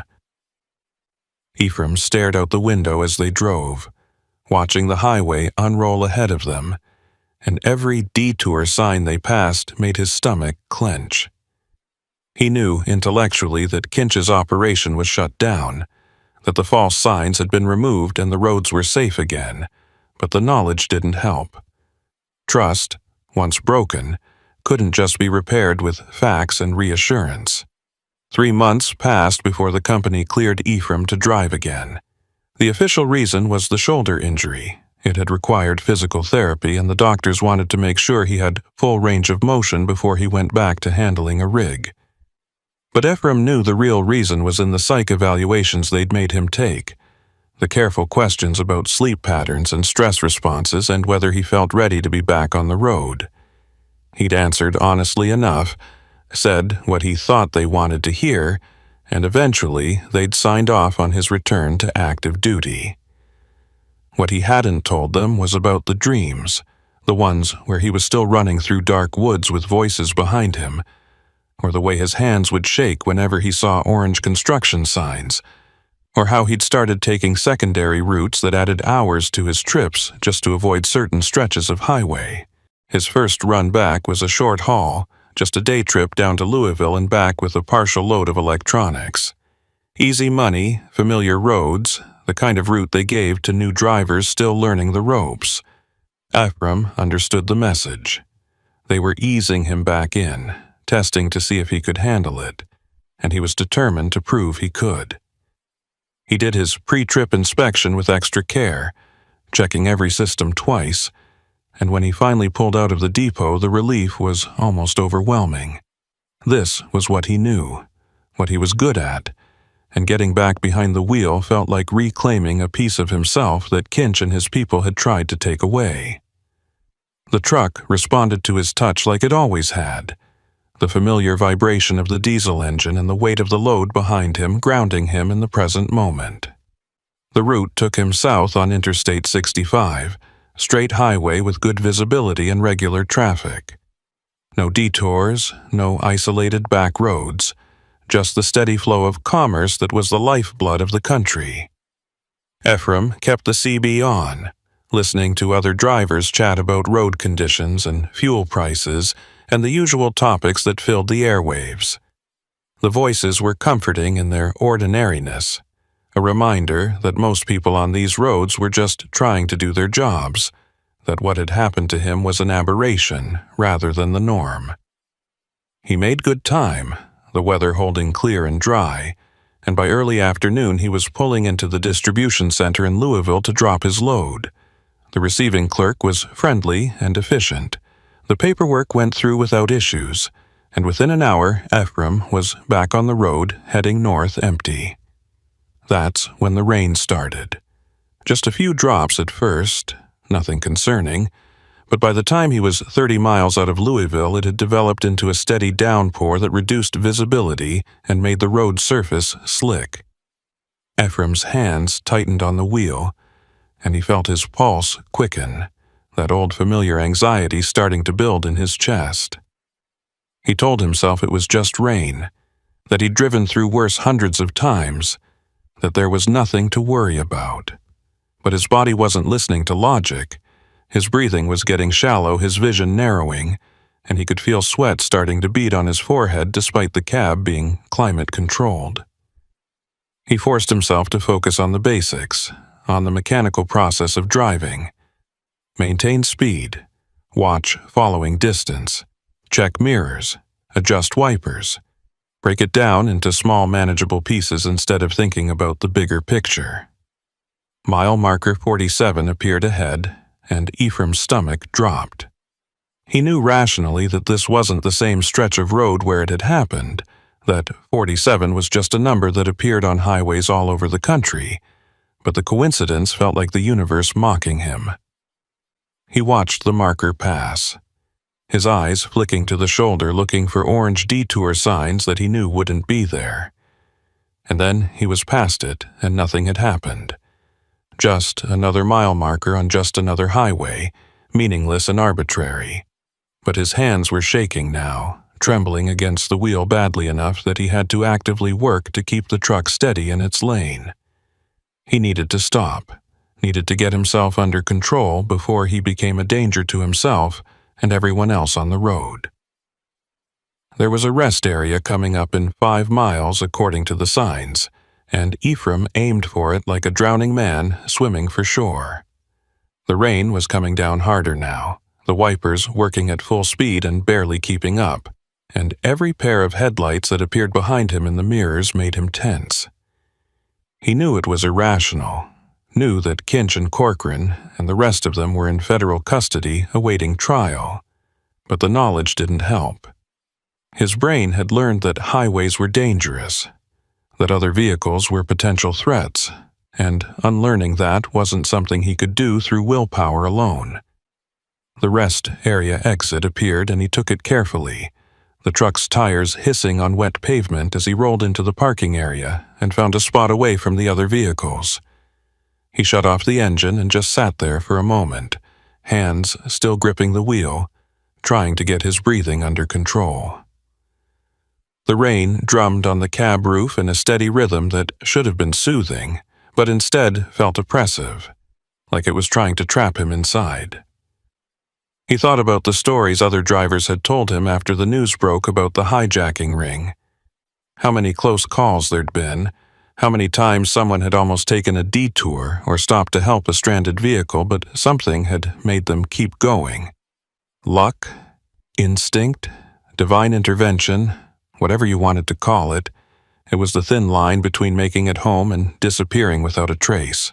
Ephraim had been on the wrong side of that line, and somehow he'd survived, but the cost was this constant vigilance, this inability to trust the road the way he used to. His phone buzzed with a text message, and he pulled it out to find a note from Sergeant Mallory. Just a check-in, asking how he was doing and reminding him about the upcoming trial dates. They'd managed to flip several members of Kinch's organization in exchange for reduced sentences, building a case that the prosecutors said was airtight. Ephraim would have to testify, would have to sit in a courtroom and describe everything that had happened while Kinch stared at him from the defense table, and he wasn't looking forward to it. But it was necessary, was part of making sure they stayed locked up where they couldn't hurt anyone else. He typed back a brief response saying he was fine. Back on the road, everything going well. The lie felt necessary, a small fiction to maintain the appearance that he was recovering normally. After 15 minutes in the rest area, he felt steady enough to continue. The rain had lessened to a drizzle and traffic was picking up as rush hour approached. Both good signs that he'd be able to make it back to the depot without incident. He started the engine and pulled back onto the interstate, merging into the flow of vehicles heading north. The miles clicked past, and Ephraim fell into the rhythm of it. The mechanical process of driving occupying enough of his attention that the anxiety receded to a manageable background hum. He made it back to Terre Haute just after 6 p.m., pulling into the depot yard and backing into his assigned spot with the precision that came from years of practice. The satisfaction of a successful run was muted but present, a small victory that he tried to appreciate. The night dispatcher was someone new, a young guy who processed Ephraim's paperwork efficiently and made small talk about the weather. No mention of what had happened 3 months ago, no awkward questions or pitying looks, just normal interaction between colleagues. Ephraim appreciated that more than he could articulate. He finished up the administrative work, did a quick post-trip inspection of the truck, and headed for his car in the employee lot. The rain had stopped completely now, and the evening air had that fresh-washed quality that came after storms. He sat in his car for a moment before starting it, looking back at the depot with its lights just starting to come on against the gathering dusk, and felt something settle in his chest. He'd done it. He'd gotten back behind the wheel, had completed a run, had proven to himself that he could still do this job. But as he drove home through streets made slick with rain, past intersections where streetlights reflected in puddles and created patterns that looked almost like the detour signs he couldn't stop seeing in his peripheral vision, Ephraim knew that something fundamental had changed. The isolation he'd once found peaceful now felt vulnerable. The empty stretches of highway that used to be meditative now made him hyper-aware of every vehicle that came up behind him. The rain that he'd always considered just another weather condition now carried associations with danger and betrayal. He'd survived, yes, but the version of himself that had left the depot 3 months ago hadn't made it back. That Ephraim was gone, left behind somewhere on a dark road in the rain, and the person driving home now was someone different, harder, warier, carrying knowledge he wished he could unlearn. The next few weeks established a pattern. Ephraim took runs, completed them competently, and returned to base without incident. The company was satisfied with his performance. The psych evaluations showed steady improvement, and on paper, everything looked like a successful recovery. But Ephraim knew better. He was going through the motions, doing what was expected, but the joy he'd once found in the work was gone. Every trip felt like a test he had to pass rather than a job he wanted to do, and the constant vigilance required to manage his anxiety was exhausting in a way that the physical demands of driving had never been. He started to wonder if this was sustainable, if he could keep this up for years, or if eventually the strain would break him completely. The trial date arrived in early June, 6 months after the incident. Ephraim drove to the federal courthouse in Indianapolis, found parking in a garage that cost more per hour than he made his way through security to the courtroom where the prosecution team was waiting.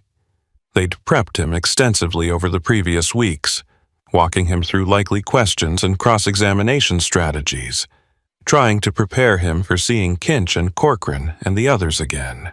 But nothing could really prepare you for that moment when you walked into the courtroom and saw the people who'd tried to kill you sitting there in suits and ties looking almost normal, almost like they could be anyone you'd pass on the street without a second glance.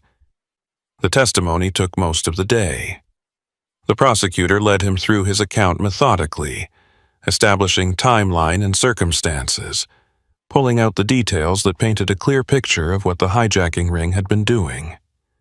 Ephraim found himself falling into a kind of detached narration, describing events like they'd happened to someone else, and maybe in a way they had.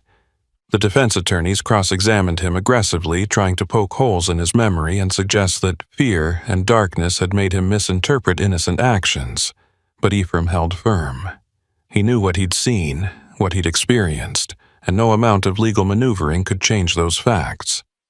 When he finally stepped down from the witness stand, he felt hollowed out but also oddly lighter, like testifying had been a weight he'd been carrying that he could finally set down. The prosecution told him later that his testimony had been compelling, that combined with the physical evidence and the statements from cooperating witnesses, they were confident of convictions on all major charges. Kinch and Corcoran were looking at decades in federal prison, and the others would serve significant time as well.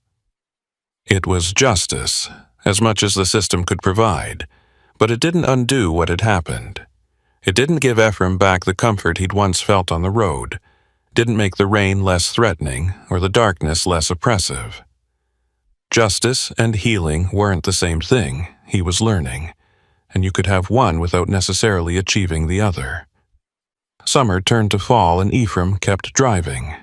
The company offered him a desk job, something in logistics or dispatch where he could use his road experience without having to be on the highway himself, but he turned it down. Accepting that felt like admitting defeat, like letting Kinch win even from behind bars, and he wasn't ready to do that. So he kept taking runs, kept pushing through the anxiety and the hypervigilance, kept telling himself that eventually it would get easier. Some days were better than others. Clear weather helped, daylight runs were manageable, and routes he'd driven dozens of times before the incident felt almost normal. But rainy nights were still difficult, and any unexpected detour or road closure could send him spiraling into barely controlled panic. October brought another storm system, this one tracking across the Midwest and dumping rain for 3 straight days. Ephraim had a run scheduled to Cincinnati, a route that would take him through areas that could flood in heavy rain, and he seriously considered calling in sick. But the company was short-handed, and the load was time-sensitive medical supplies, and in the end, he couldn't bring himself to let someone else take the risk. He did his pre-trip inspection in the depot yard while rain hammered down, checked his phone for weather updates and road conditions, and finally pulled out just after midnight when traffic would be lightest. The familiar anxiety was there, but he'd learned to work with it rather than fighting it, acknowledging the fear while not letting it control his actions. The drive down was tense but uneventful. The highway mostly clear despite the conditions. Ephraim delivered his load at the Cincinnati distribution center just after dawn, grabbed coffee and a breakfast sandwich at a truck stop, and started the return trip as the rain intensified again. He was making decent time despite the weather, keeping his speed down and his following distance generous, when he saw the signs. Not detour signs, construction warnings for lane closures ahead due to water over the road.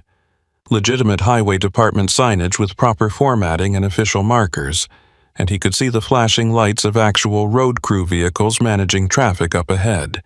This was real, normal, exactly the kind of thing that happened on highways during storms. But his heart rate spiked anyway, and his hands tightened on the wheel, and he had to talk himself through it. The road crew funneled traffic into a single lane, one of them standing in the rain with a slow-stop paddle directing vehicles around the flooded section. Ephraim rolled past slowly, nodding thanks to the worker who nodded back, and then he was through and the highway opened up again. Just construction, just normal road maintenance, nothing sinister or threatening. But his hands were shaking again, and he realized he was crying, tears running down his face that he didn't remember starting. He pulled off at the next exit and found a parking lot where he could stop and fall apart for a few minutes. The sobs came hard and fast, releasing tension he'd been holding for months, and when they finally subsided, he felt wrung out but somehow cleaner, like something toxic had been purged from his system. He sat there in the cab while rain continued to fall around him, watching it run down the windshield in streams and rivulets that caught the gray morning light. Eventually, he pulled out his phone and opened his contacts, scrolling to a number he'd been avoiding since the hospital had given it to him. A therapist who specialized in trauma, someone Sergeant Mallory had recommended when she'd noticed Ephraim struggling during trial prep. He told himself he didn't need it, that he could manage on his own, but sitting here in this parking lot crying over construction signs made it clear that he couldn't. He wasn't managing, he was barely surviving, and if he kept pretending otherwise, he was going to end up hurt or dead or causing someone else to get hurt. He pressed call before he could talk himself out of it. The intake appointment was scheduled for the following week, and Ephraim kept it.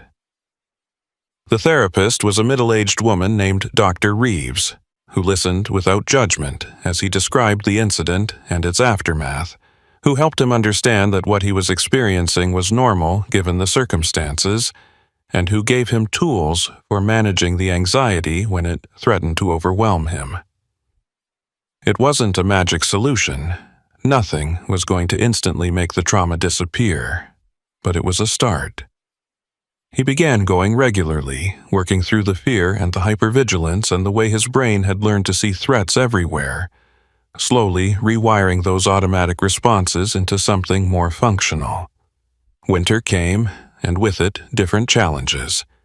Ice instead of rain, reduced visibility from snow, the constant vigilance required to maintain control on slippery roads. But Ephraim found that he was handling it better, that the coping strategies he'd learned in therapy were actually helping. He could distinguish real danger from perceived threat, could talk himself through panic responses before they escalated, could function on the road without constantly being on the edge of breakdown. He'd never get back to where he'd been before. That version of himself was gone permanently, but maybe he could build something new, something that incorporated the experience without being destroyed by it. The following spring, almost a year after the incident, Ephraim took a run that brought him back through the area where it had happened. He hadn't been avoiding it exactly, but he hadn't gone out of his way to drive those roads either. Now, with a load headed for Paducah, he found himself approaching that same stretch of highway where the detour signs had first appeared. His hands tensed on the wheel, and he felt the familiar spike of anxiety, but this time he had tools to manage it. He focused on his breathing, grounded himself in the present moment, reminded himself that the signs were gone, the people responsible were in prison, and he was safe. The mile markers ticked past, 45, 46, 47, and he kept driving. He didn't stop at the site, didn't slow down or try to mark the spot where his life had changed. There was nothing there to see anyway, just highway and trees and the ordinary landscape of rural Kentucky. The detour signs had been removed, the abandoned truck stop had been shut down and secured, and there was no visible evidence that anything had ever happened here. But Ephraim knew, would always know, and that knowledge had become part of him in ways both terrible and transformative. He'd learned things about the world and about himself that he wished he could unlearn, but he'd also discovered reserves of strength and resilience he hadn't known he possessed. The experience had broken something in him, yes, but it had also revealed what was underneath that breaking, a core that could bend without snapping completely. He completed the Paducah run without incident and returned to base as the sun was setting, painting the sky in shades of orange and purple that reminded him why he'd gotten into trucking in the first place: the freedom of the road, the ever-changing landscape, the simple satisfaction of picking up a load and delivering it where it needed to go. Those things were still there, still valid, even if they were now colored by experience and tempered by hard-won wisdom. Ephraim backed his rig into its spot, secured everything properly, and did his final paperwork. The night dispatcher asked if he had any issues to report, and Ephraim said no, everything was fine, which was both true and not true, in ways that were too complicated to explain in a casual conversation. He walked to his car in the gathering darkness, keys in hand, and paused before getting in. Somewhere out on the highways, other drivers were rolling through the night, making deliveries, hauling commerce across the country, living the life he'd chosen and still chose despite everything. Some of them would have easy runs. Some would face weather or mechanical issues or the normal challenges of the job. And a very few, might encounter something worse, might find themselves detoured onto dark roads by people with bad intentions, might have to fight and run and survive, and then try to put their lives back together afterward. Ephraim thought about them, these hypothetical drivers he'd never meet, and he hoped they'd be luckier than he'd been. Hoped they'd never have to learn what he'd learned about how the world worked in its darkest corners. But if they did, if they found themselves in that nightmare situation, he hoped they'd remember that survival was possible, that you could make it through horror and come out the other side changed but intact, that the road could be dangerous, but it could also lead you home if you just kept moving forward no matter how scared you were. Ephraim got in his car and drove through streets that had dried since the last rain, past intersections that no longer made his pulse race, and when he finally pulled into his driveway and shut off the engine, he sat there for a moment in the quiet. The nightmares would probably never completely stop. The hypervigilance would always be there to some degree. The rain would always carry associations he wished it didn't. But he was still here, still driving, still surviving, still fighting to reclaim the life that Kinch and his people had tried to take. And in the end, that was the only victory that mattered, not letting them win, not letting fear make him into someone who couldn't do the work he loved. He got out of the car, locked it, and walked to his front door with the evening air cool against his face, and the sound of distant traffic a reminder that the world kept turning regardless of individual trauma. Tomorrow he'd have another run, another chance to prove to himself that he could handle it, and the day after that another one. One trip at a time, 1 mile at a time. Rebuilding a life, one delivery at a time, until someday the good memories might outweigh the bad ones. Inside his apartment, he made dinner, watched some television, and eventually went to bed. Sleep came easier now than it had in the months immediately after the incident, the therapy and time doing their slow work of healing. And when he dreamed that night, for once, it wasn't about running through dark woods or being trapped in a trailer. Instead, he dreamed about highways stretching to the horizon under clear skies, about the steady vibration of a diesel engine and the satisfaction of a load delivered on time. Simple dreams, peaceful dreams, and when he woke the next morning to his alarm, he felt something that had been absent for a long time. Anticipation rather than dread for the day ahead. It was a small thing, barely noticeable, but it was enough. It was a start. The rain had been falling for 6 hours straight by the time Hobart Quillen started seriously considering whether he should pull off the road. He'd been driving since late afternoon with a load of furniture destined for a warehouse in Tulsa, and what had started as a routine run through Oklahoma back roads had turned into something more challenging as the storm system settled in and refused to move. The Weather Service had upgraded their warnings twice in the past hour, talking about flash flood potential and reduced visibility, but Hobart had driven through worse, and he was only about 90 miles from his destination. Close enough that stopping felt like admitting defeat, far enough that pushing through in deteriorating conditions was starting to look like poor judgment. The windshield wipers were on their highest setting and still barely keeping up, the rain coming down so hard it sounded like gravel being thrown against the cab. The highway he'd been following had narrowed about 20 miles back, transitioning from a proper 2-lane state route to something that felt more like a farm road that happened to have painted lines. The GPS insisted this was the correct path, the most direct route to Tulsa from where he'd started, but Hobart was starting to have doubts. There were no other vehicles visible in either direction, no houses or businesses along the roadside, just endless stretches of flat Oklahoma grassland that disappeared into the rain and darkness. His headlights cut through the downpour in weak cones that illuminated maybe 30 feet of road before everything dissolved into sheets of water. The white line on the shoulder was his only real reference point, and even that kept disappearing under standing water that had nowhere to drain in the flat terrain. A sign appeared in his headlights, weathered and barely legible, but marking an exit for something called Dry Creek. The irony of the name wasn't lost on Hobart as he watched water cascade across the road in waves that suggested the creek in question was anything but dry at the moment. He was debating whether to take the exit when his phone buzzed with an alert. Flash flood warning for this county, immediate action recommended, avoid low-lying areas, and do not attempt to cross flooded roads. The timing felt like the universe making the decision for him. He couldn't keep pushing through conditions that were actively dangerous, and if there was any kind of town or truck stop at this exit, it would be smarter to hole up for a few hours and wait out the worst of the storm.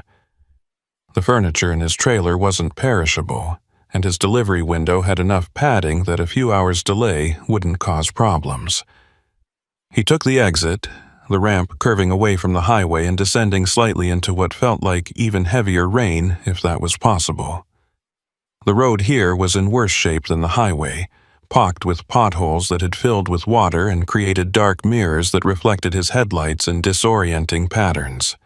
There were no streetlights, no signs of habitation, just the narrow road winding through darkness and rain. Hobart was starting to think he'd made a mistake when buildings appeared ahead, or rather the suggestion of buildings, dark shapes barely visible through the downpour. He slowed to a crawl, trying to make out details, and gradually resolved what he was seeing into a small cluster of structures that might charitably be called a town. A closed gas station with boarded windows, a few houses with no lights on, and off to the right down a gravel drive, a long low building with a neon sign that flickered weakly through the rain. The sign read Dry Creek Motel in faded red letters, with a smaller vacancy sign beneath it that buzzed and sputtered but stayed lit. It wasn't much, but it was shelter, and right now that was all Hobart needed.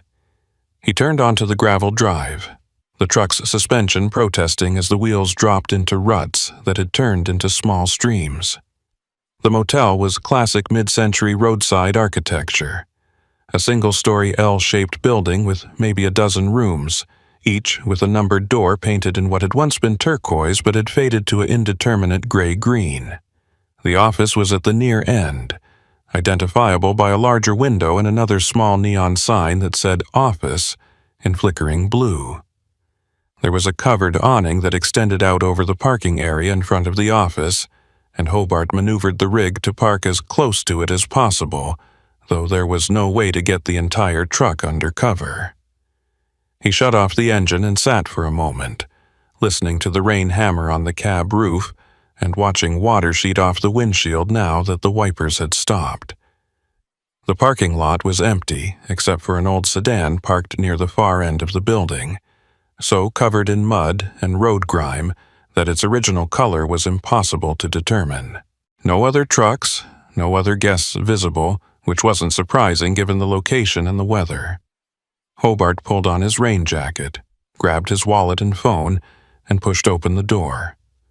The rain hit him like a physical blow, cold and hard, and he was soaked through despite the jacket before he'd taken 3 steps. He jogged to the office door and pushed it open, a small bell jingling overhead to announce his arrival.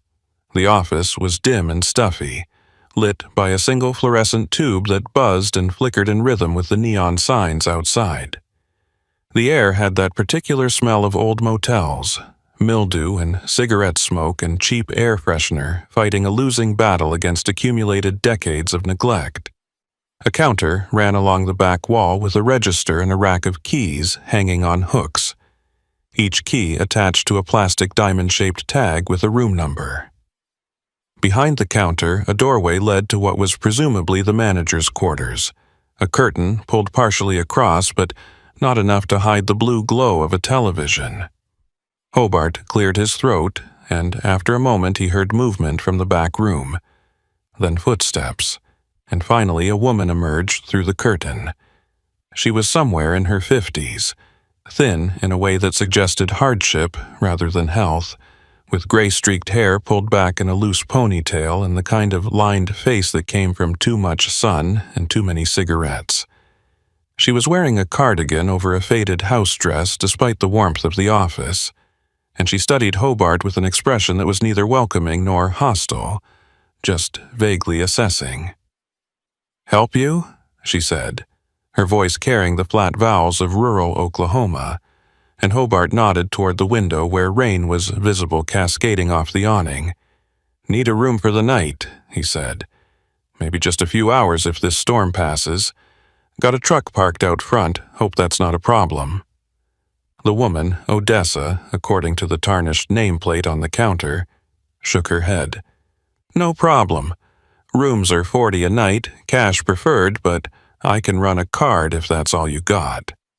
She pulled a registration book from under the counter, an actual physical ledger rather than a computer, and slid it toward him along with a pen. The book was old, its pages yellowed and warped from humidity, and Hobart could see previous entries in various hands, some recent and some that looked years old.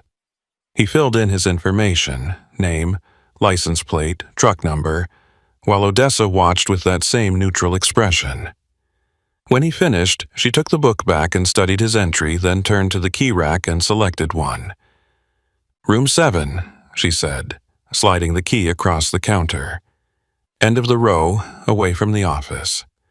Quieter there." Hobart took the key. Its plastic tag cracked and yellowed with age, and was turning to leave when Odessa spoke again. "Storm's supposed to get worse before it gets better. Radio said creeks are already over their banks in some places.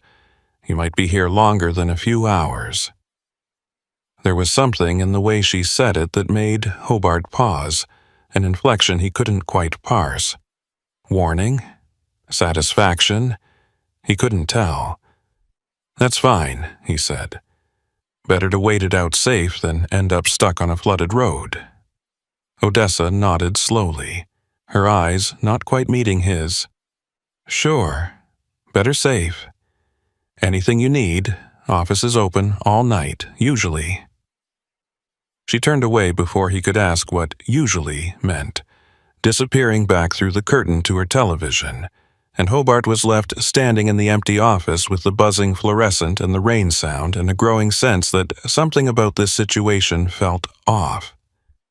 He shook off the feeling and headed back out into the rain, jogging to his truck to grab his overnight bag from the cab.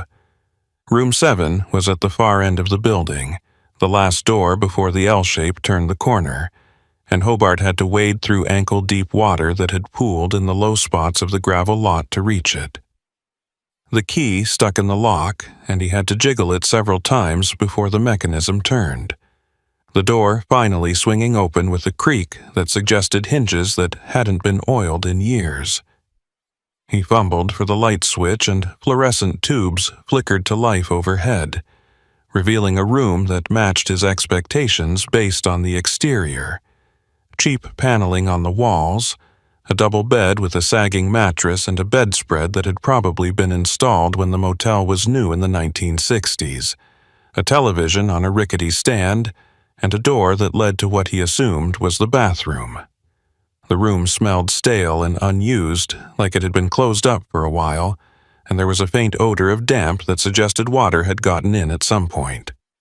Hobart checked the bathroom and found a small space with a toilet, sink, and shower stall, all in avocado green that confirmed his guess about the age of the place.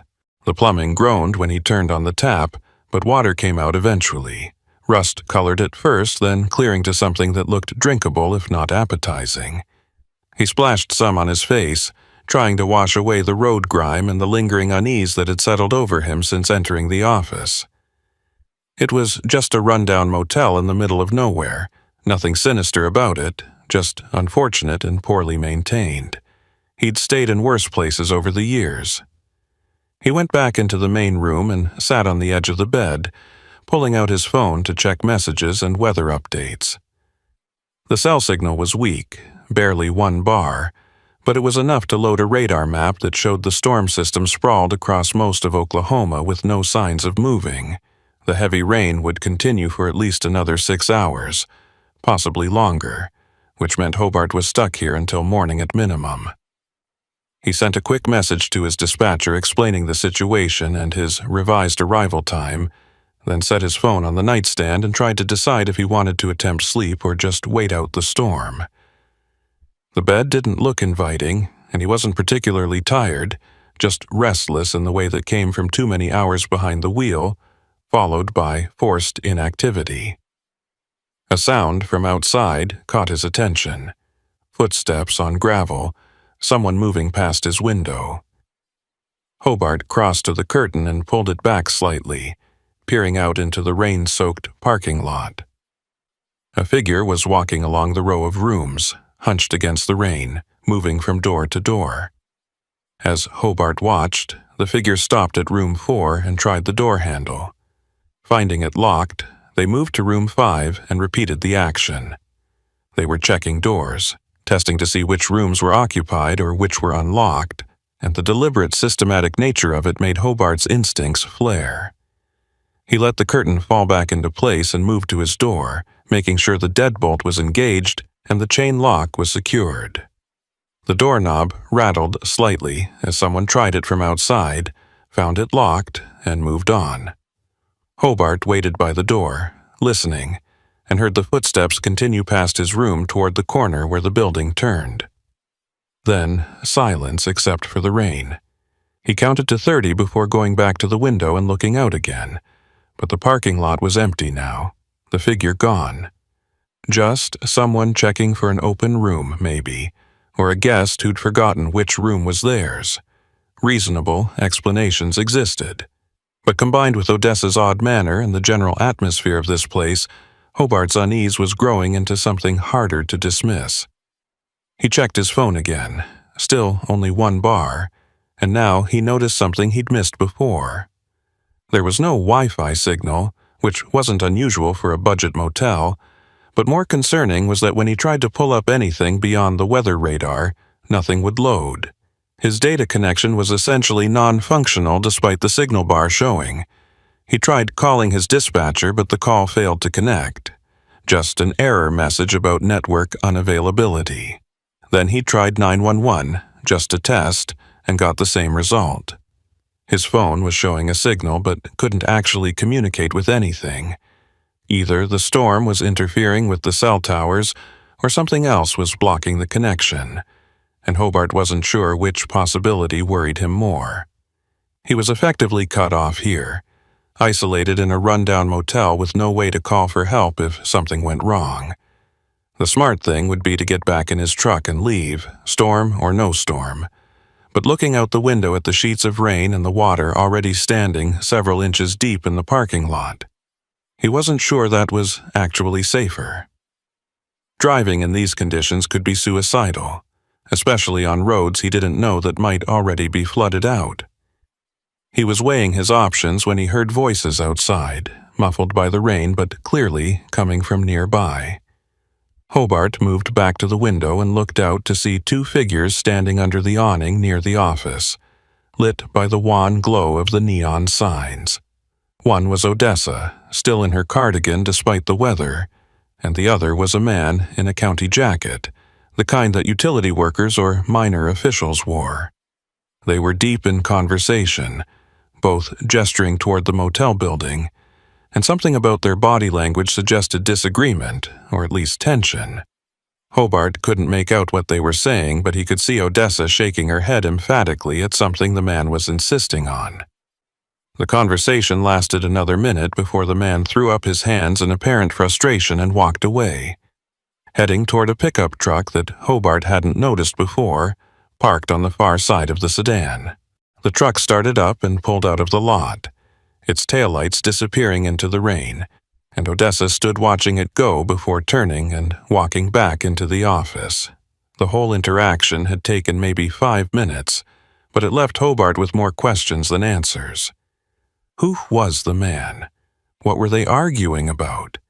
And why did the whole thing feel like he'd witnessed something he wasn't supposed to see?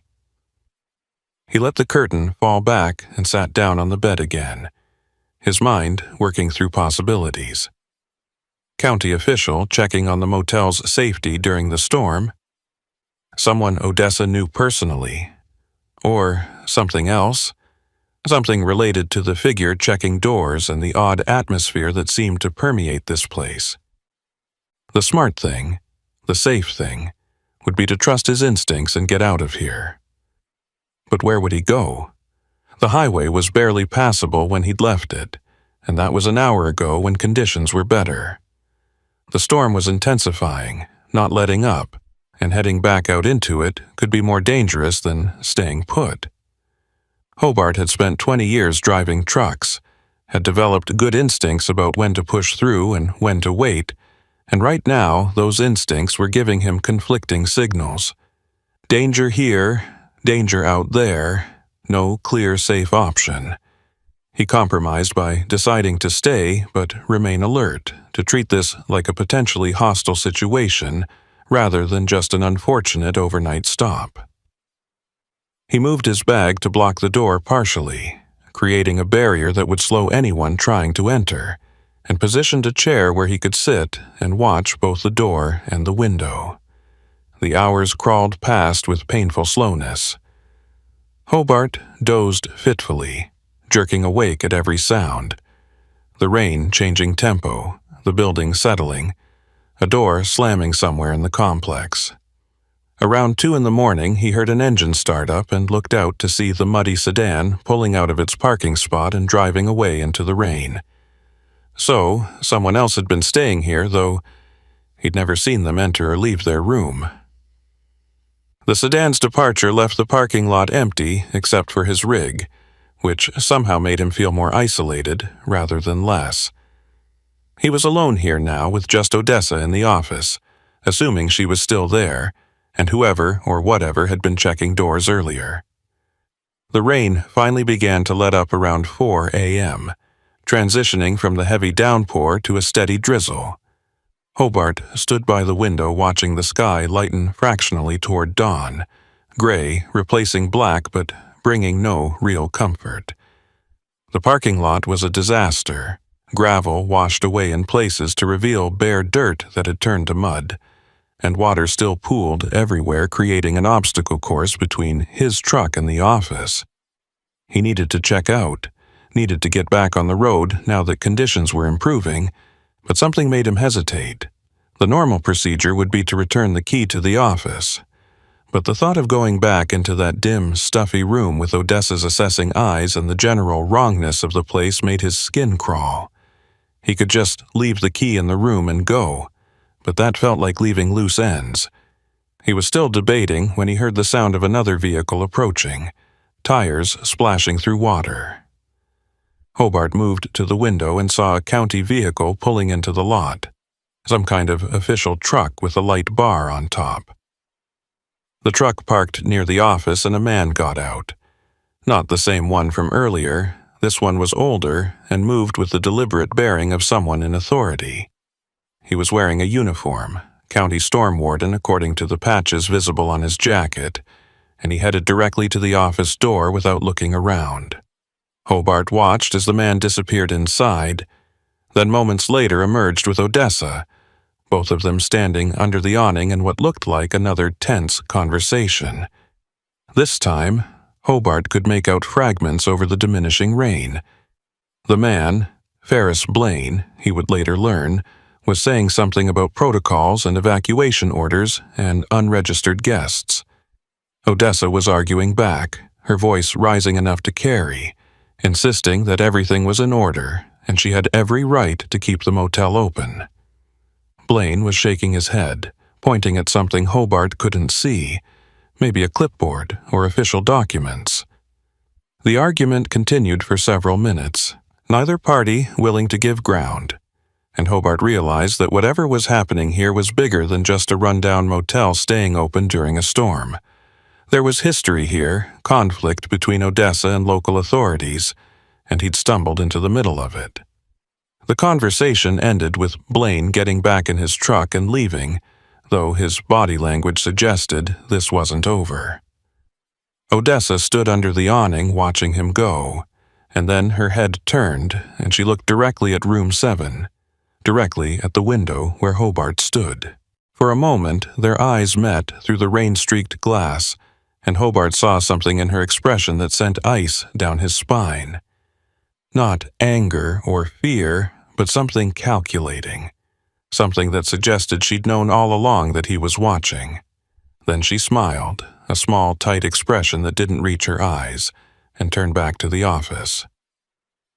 Hobart let the curtain fall and stepped back from the window, his heart hammering in a way that had nothing to do with physical exertion.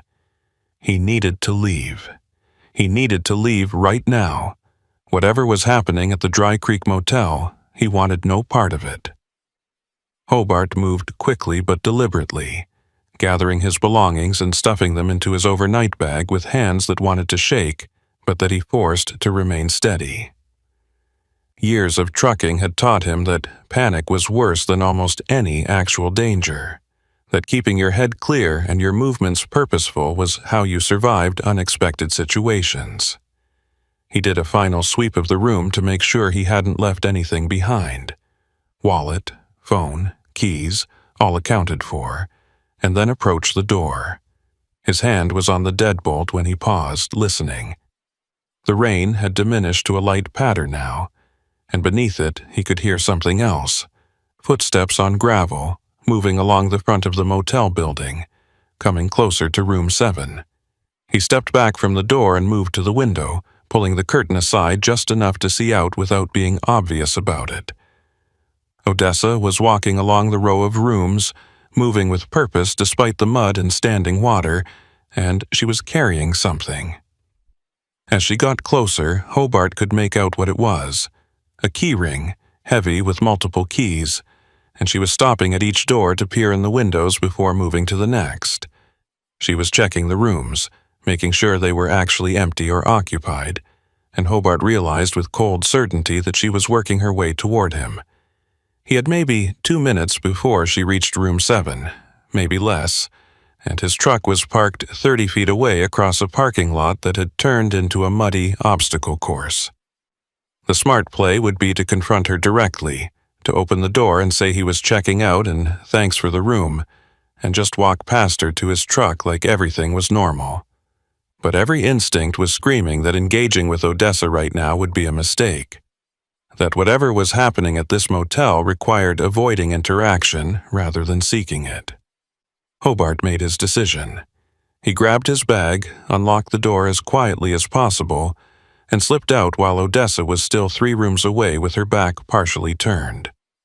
The rain immediately soaked him, but he ignored it, moving quickly toward his truck while trying not to splash too obviously through the puddles.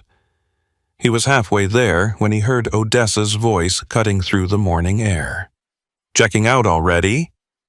She'd turned around faster than he'd expected, was standing in front of room 5, watching him with that same neutral expression. Storm's letting up, but the roads are still bad. Might want to wait another hour or two. There was something in her tone that made it sound less like advice and more like a command, and Hobart felt the hair on the back of his neck stand up. He forced himself to turn and face her, to keep his expression casual despite the adrenaline flooding his system. "Yeah, got a delivery window to make," he called back, raising his voice over the rain. "Thanks for the room, though. Keys on the dresser." He turned back to his truck without waiting for a response, climbing up into the cab and pulling the door shut behind him with more force than necessary. His hands were shaking now as he fumbled the key into the ignition, and he had to take a breath to steady himself before turning it. The diesel engine coughed once, twice, and for a horrifying moment he thought it wasn't going to start. Then it caught and rumbled to life, and relief flooded through him so intensely it was almost painful. He put the truck in gear and started to pull forward, and that's when he saw Odessa moving. She wasn't walking anymore, she was running, cutting across the parking lot at an angle that would intercept him before he could reach the exit. Her expression had changed from neutral to something harder, more determined, and she was shouting something he couldn't make out over the engine noise. Hobart accelerated, the truck's tires spinning in the mud before finding purchase, and he aimed for the gravel drive that led back to the main road. Odessa reached the edge of the parking lot and stopped, still shouting, and now Hobart could see she was waving her arms in a stopping motion. He ignored her and kept going, the truck bouncing over ruts and through standing water, and then he was on the gravel drive headed away from the motel. In his mirrors, he could see Odessa standing in the parking lot watching him go, and then she turned and ran back toward the office. Going for a phone, maybe, or something else, and Hobart didn't want to think too hard about what that something else might be. The gravel drive was worse than he remembered from last night, washed out in places and slick with mud, and twice the truck fishtailed slightly before he got it back under control. But then he was reaching the main road, such as it was, and turning back toward where he thought the highway would be. The road was partially flooded, water running across it in sheets that made it hard to distinguish the pavement from the shoulders, but Hobart had driven through worse, and he kept his speed reasonable and his eyes scanning for hazards. A mile from the motel, he passed the county storm warden's truck, parked on the shoulder with its lights on, and he caught a glimpse of Ferris Blaine standing beside it looking at something on a clipboard. Blaine looked up as Hobart passed, and their eyes met for a moment, and Hobart saw what looked like surprise on the warden's face before the truck was passed and the moment was gone. He kept driving, putting distance between himself and Dry Creek, and gradually his heart rate began to slow toward something approaching normal. The rain had almost stopped now, just a light mist hanging in the air, and the sky was lightening properly as dawn broke over the flat Oklahoma landscape. Hobart's phone suddenly buzzed with a series of delayed notifications, all arriving at once, and he realized he had signal again. Real signal that actually worked. He pulled over at the first wide spot he could find and sat there for a moment, engine idling, while he checked his messages. Several from his dispatcher asking for updates, a weather alert that was now outdated, and a voicemail from a number he didn't recognize. He played the voicemail and heard Ferris Blaine's voice. "This message is for Hobart Quillen, if you're the trucker who stopped at the Dry Creek Motel last night. This is Ferris Blaine, County Storm Warden. I need you to call me back as soon as you get this message. It's important, and it concerns your safety. The number is..." Hobart listened to the rest of the message, saved the number, and sat staring at his phone trying to decide what to do. Part of him wanted to just delete the message and keep driving, to put as much distance as possible between himself and whatever was happening back there. But another part, the part that had survived 20 years of trucking by paying attention to warning signs and not ignoring problems, knew that wasn't smart. If there was something dangerous about the motel, something official enough that the county storm warden was involved. He needed to know what it was. He called the number. Blaine answered on the second ring. "Ferris Blaine." His voice was clipped and professional, but Hobart could hear tension underneath it. "This is Hobart Quillen. I got your message. What's this about?" There was a pause, and Hobart heard what sounded like papers rustling. "Mr. Quillen, I need to know if you stayed at the Dry Creek Motel last night, and if so, which room you were in." Hobart's grip tightened on the phone. "Room 7. Why? What's going on?" Another pause, longer this time, and when Blaine spoke again, his voice had shifted to something more cautious. "How long were you there? Did you interact with anyone besides the manager? Did you notice anything unusual about the property?" The questions came rapid fire, and Hobart answered them as best he could, describing his arrival around midnight, his interactions with Odessa, the figure checking door handles, the conversations he'd witnessed between Odessa and officials. Blaine listened without interrupting, and Hobart could hear him taking notes. When Hobart finished, there was a long silence before Blaine spoke again.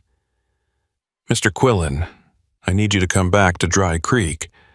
I know that's probably the last thing you want to do, but I need a statement from you, and there are some things you need to see. Things that will explain why I've been trying to get that motel shut down for the past 6 months." The words sent ice down Hobart's spine. "What kind of things?" he asked, though part of him didn't want to know the answer. Blaine's voice was grim. "The kind that mean you were very lucky to leave when you did. Can you meet me at the motel in 30 minutes? I'll have county deputies there for safety. You won't be at risk. But your testimony about what you witnessed last night could be the final piece I need to get an emergency closure order." Hobart wanted to say no, wanted to tell Blaine he was already back on the highway and wouldn't be stopping for anything.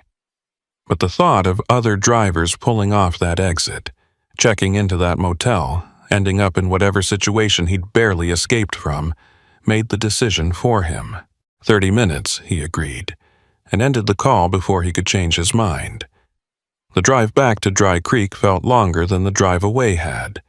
Every mile marker a reminder that he was voluntarily returning to a place his instincts were screaming to avoid. But he kept going, and eventually the exit appeared and he took it, following the familiar road back toward the cluster of buildings that marked the town. The motel looked different in daylight, not less ominous exactly, but more obviously dilapidated, a relic from another era that was slowly collapsing under the weight of time and neglect. There were now 3 county vehicles parked in the lot, including Blaine's truck and 2 sheriff's department cruisers, and Hobart could see several uniformed figures moving around the property. He parked his rig near the entrance and climbed down to find Blaine walking toward him. Up close, Ferris Blaine was a man in his late 50s with the weathered look of someone who'd spent most of his life working outdoors. He was wearing the same county jacket from earlier, now mud-splattered, and he extended a hand as he approached. "Mr. Quillen, thanks for coming back. I know this probably feels wrong." Hobart shook his hand, noting the firm grip and the calluses that spoke to manual labor. "You could say that. What's going on here that's got county resources mobilized at dawn?" Blaine gestured toward the motel building. "Let me show you. But I should warn you, it's not pleasant." They walked toward the row of rooms, passing the office where Hobart could see Odessa sitting in one of the cruisers, her hands apparently restrained. She saw him, and her expression shifted to something between anger and what might have been desperation, and she started saying something that was muffled by the car windows. Blaine kept walking, and Hobart followed, trying not to look at Odessa, trying not to think about how close he'd come to whatever fate she'd apparently had planned. They stopped at room 4, several doors down from where Hobart had stayed, and Blaine pushed open the door that was already ajar. "This is what I wanted you to see," he said quietly. This is why I've been fighting to close this place down." The room looked similar to room 7 at first glance. Same paneling, same dated furniture, same general layout, but there were differences that made Hobart's stomach turn. The bed was stripped down to a bare mattress that was stained dark with something that might have been water damage, or might have been something worse. The walls had marks on them, scratches and dents that looked like someone had struggled there. And most disturbing was the floor near the bathroom door, where the carpet had been pulled up to reveal concrete underneath that showed dark stains, even after what must have been attempts to clean it. Blaine watched Hobart's face as he took it all in. "We've had 4 missing persons reports filed over the past 2 years," Blaine said, his voice flat. "All of them were last seen in this area during storms. All of them were driving trucks or commercial vehicles." The implications crashed over Hobart like a physical wave. "You think she was—" He couldn't finish the sentence, couldn't quite bring himself to say it out loud. Blaine nodded grimly. "We think she was targeting truckers who stopped here for shelter during bad weather, drugging them, robbing them, and disposing of the evidence. We haven't found bodies yet, but the forensic team is bringing in ground-penetrating radar to check the property. Your statement about the figure checking door handles, about the arguments I had with her over operating during storms, it all fits the pattern we've been documenting." He paused, then added more quietly, "You left just in time. I think if you'd stayed another hour, you would have been next." Hobart felt his legs go weak and he had to lean against the doorframe for support. He thought about the key Odessa had been carrying, about her checking rooms, about the calculating look she'd given him through the window, about how he'd been alone in room 7 at the far end of the building where no one would hear if something happened. "But the other guest," he heard himself saying. "I saw a car leave around 2 a.m. There was someone else here." Blaine's expression darkened. "The sedan that was parked here when you arrived. We found it abandoned about 5 miles down the highway, driver's door open, no sign of whoever was operating it. We're treating it as another missing person case until we can confirm otherwise." They moved through several other rooms, each one showing signs of the same disturbing activities. Stripped beds, pulled up carpet, evidence of cleaning that hadn't quite erased the stains underneath. In room 9, they found a collection of personal items that had apparently been taken from previous victims: wallets, phones, keys, things that could be sold or used. A deputy was carefully documenting each item, photographing and bagging them as evidence. Hobart recognized a couple of the wallets as the type that truck drivers favored, heavy leather with chains to attach to belt loops, and the sight made him feel sick. These were colleagues, people who'd made the same decision he had to seek shelter during a storm, and they'd paid for it with their lives.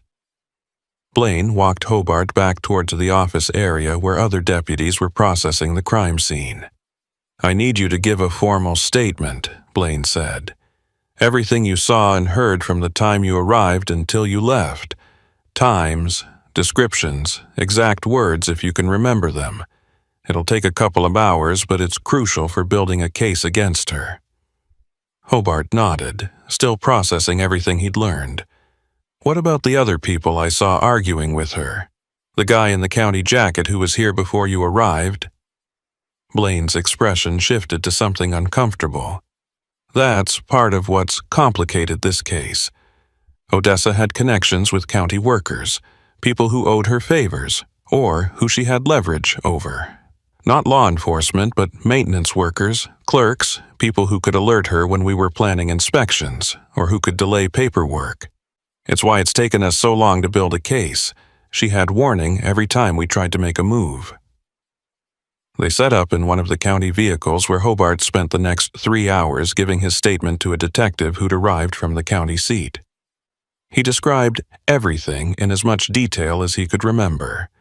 Odessa's mannerisms, the layout of room 7, the sound of footsteps checking doors, the conversations he'd witnessed, the way his phone had shown signal but couldn't connect, That last detail got particular attention from the detective. "We found a signal jammer in the office," the detective explained. "Commercial grade, the kind that creates a dead zone about 100 yards in diameter. Shows signal strength on your phone but blocks actual communication. It's illegal to operate one, but it would explain why you couldn't call out." The pieces were falling into place now, creating a picture of a predator who'd spent years perfecting her hunting ground. The isolated location, the storms that brought in desperate travelers, the jammer that cut off their ability to call for help, the systematic way she'd check which rooms were occupied before making her move. Hobart had been prey in a trap he hadn't even recognized as such, saved only by instinct and the random chance of leaving when he did. The thought of how close he'd come, of how easily he could have been another missing trucker whose fate was never discovered, made him feel cold despite the warming morning air.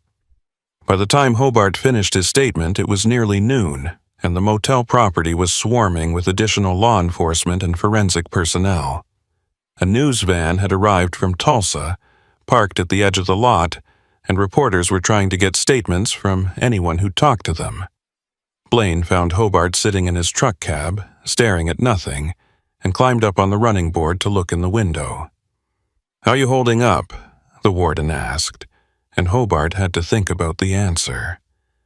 How was he holding up? He'd spent the night in a room that might have been the last place multiple people had been alive. He'd been minutes away from becoming a victim himself. He'd witnessed the end of what was apparently a multi-year killing spree. "I don't know," he finally said, and that was the most honest answer he could give. Blaine nodded like he understood. "You should probably talk to someone. County has victim services, counselors who specialize in this kind of thing. I can give you contact information." He paused, then added, "For what it's worth, you did everything right. Trusted your instincts, got out when something felt wrong, came back when it mattered. A lot of people wouldn't have had the presence of mind to do that." Hobart wanted to say something about how he hadn't done anything special, had just gotten lucky, but the words wouldn't come. Instead, he just nodded and accepted the business card Blaine handed him. "I need to get back on the road," he heard himself saying. "I've got a delivery that's already late, and sitting here isn't helping anything." Blaine looked like he wanted to argue, wanted to insist that Hobart shouldn't drive in his current state, but after a moment, he just stepped back and let Hobart close the door. "Take care of yourself," Blaine called through the window. "And maybe stick to highways for a while. Give yourself time to process this before taking any more back road shortcuts." It was good advice, and Hobart nodded his acceptance of it, but he knew it wasn't that simple. Every highway had exits, every exit led somewhere, and there was no way to know which ones were safe and which ones led to places like Dry Creek Motel. The illusion of safety that came from major routes was just that, an illusion. Predators existed in the margins, in the overlooked places where storms forced travelers off the main roads. And avoiding one didn't mean you wouldn't find another. He started the engine and pulled out of the lot, watching the motel shrink in his mirrors until it disappeared around a curve. The morning had turned clear and bright, the storm system finally moving off to the east, and the landscape looked clean and fresh in a way that felt dishonest given what he now knew had been happening in that forgotten corner of Oklahoma. He drove in silence, not turning on the radio or CB, just listening to the sound of the engine and the road and trying to organize his thoughts into something coherent. The delivery to Tulsa could wait another few hours. His dispatcher would understand, especially once Hobart explained what had happened. Right now, he just needed to drive, needed the familiar comfort of the road and the rig, and the simple mechanical task of getting from one place to another. Somewhere around the state line, he pulled into a proper truck stop, one of the national chains with multiple pumps and a full restaurant and plenty of other drivers visible. The normalcy of it was almost overwhelming after the isolation of Dry Creek, and Hobart found himself just sitting in the parking lot for 15 minutes, watching people come and go. Families on road trips, other truckers grabbing coffee and food, employees changing shifts, all the ordinary human activity that made up the background of highway life. Eventually, he climbed down and went inside, ordered coffee he didn't really want, and sat in a booth trying to look like just another driver on just another run. An older trucker at the next booth over caught his eye and nodded, that universal trucker acknowledgement of shared profession, and Hobart nodded back. The simple gesture felt grounding somehow, a reminder that most of the people on these roads were just doing their jobs, not hunting prey in broken-down motels. His phone rang, and he saw it was his dispatcher. He answered and spent 10 minutes explaining the situation in broad strokes, leaving out some of the more disturbing details, but conveying enough that the dispatcher understood why he was running late. To their credit, the dispatcher was more concerned about Hobart's well-being than the delayed load. "Take whatever time you need," they said. "We'll handle the customer, explain the circumstances. You just take care of yourself and let us know when you're ready to resume the run." It was the response Hobart had hoped for, but hadn't quite expected, and he felt something loosen in his chest. He confirmed he'd be back on the road within an hour and ended the call, then sat staring at his coffee while it slowly cooled. A TV mounted in the corner of the restaurant was showing local news, and as Hobart watched, a breaking news banner appeared. "Arrest in connection with missing truckers case," the headline read, and there was footage of the Dry Creek Motel with county vehicles visible in the background. The sound was off, but the closed captioning scrolled across the bottom of the screen, describing how a multi-year investigation had culminated in the arrest of a motel owner suspected in multiple disappearances. They didn't use Odessa's name yet. That would come later, after charges were formally filed, but they showed the motel prominently, and Hobart felt eyes turning toward him as other patrons recognized the location from his own description of where he'd been. He left money on the table for the coffee he hadn't drunk and headed back to his truck, suddenly desperate to be moving again, to put more distance between himself and that place. The delivery to Tulsa went smoothly once he finally got there, the warehouse workers efficient and professional, and no one asked why he was running hours behind schedule. He filed the paperwork, got his signature for the completed delivery, and headed back east toward his home terminal. The return trip was uneventful in the best possible way. Clear weather, light traffic, no emergencies or complications. Just mile after mile of ordinary highway driving, the kind that should have been boring but that Hobart found himself grateful for in a way he'd never been before. By the time he reached his terminal, 3 days had passed since he'd left Dry Creek Motel, and already the incident was starting to feel distant and unreal, like something that had happened to someone else. The news had moved on to other stories. The investigation was proceeding through official channels, and Hobart's life had returned to its normal rhythms of loads and deliveries and maintenance schedules. He did contact the victim services counselor that Blaine had recommended, had a few sessions talking through the experience, and found it helped in ways he hadn't expected. Not in making the memories go away, they would always be there, but in processing them, in understanding his reactions, and his continuing unease about isolated stops and rural motels. Weeks turned into months, and Hobart kept driving, kept taking loads across the country, but he found himself being more selective about where he stopped. He stuck to major truck stops whenever possible, avoided exits that led to single-establishment towns, and never again pulled off the highway during a storm without thoroughly researching what he'd find there. Some of his fellow drivers thought he was being paranoid, overly cautious, letting one bad experience color his judgment. But others understood, particularly those who'd been driving long enough to have their own close calls and narrow escapes. The road had dangers that most people never thought about, and truckers learned to recognize them or they didn't last in the profession. The case against Odessa proceeded through the courts, and Hobart received regular updates from the prosecutor's office. They'd found evidence linking her to at least 7 missing persons cases, with forensic work ongoing that might connect her to more. The property itself had revealed graves, exactly as Blaine had suspected, and the full scope of what had been happening at the Dry Creek Motel was slowly coming to light.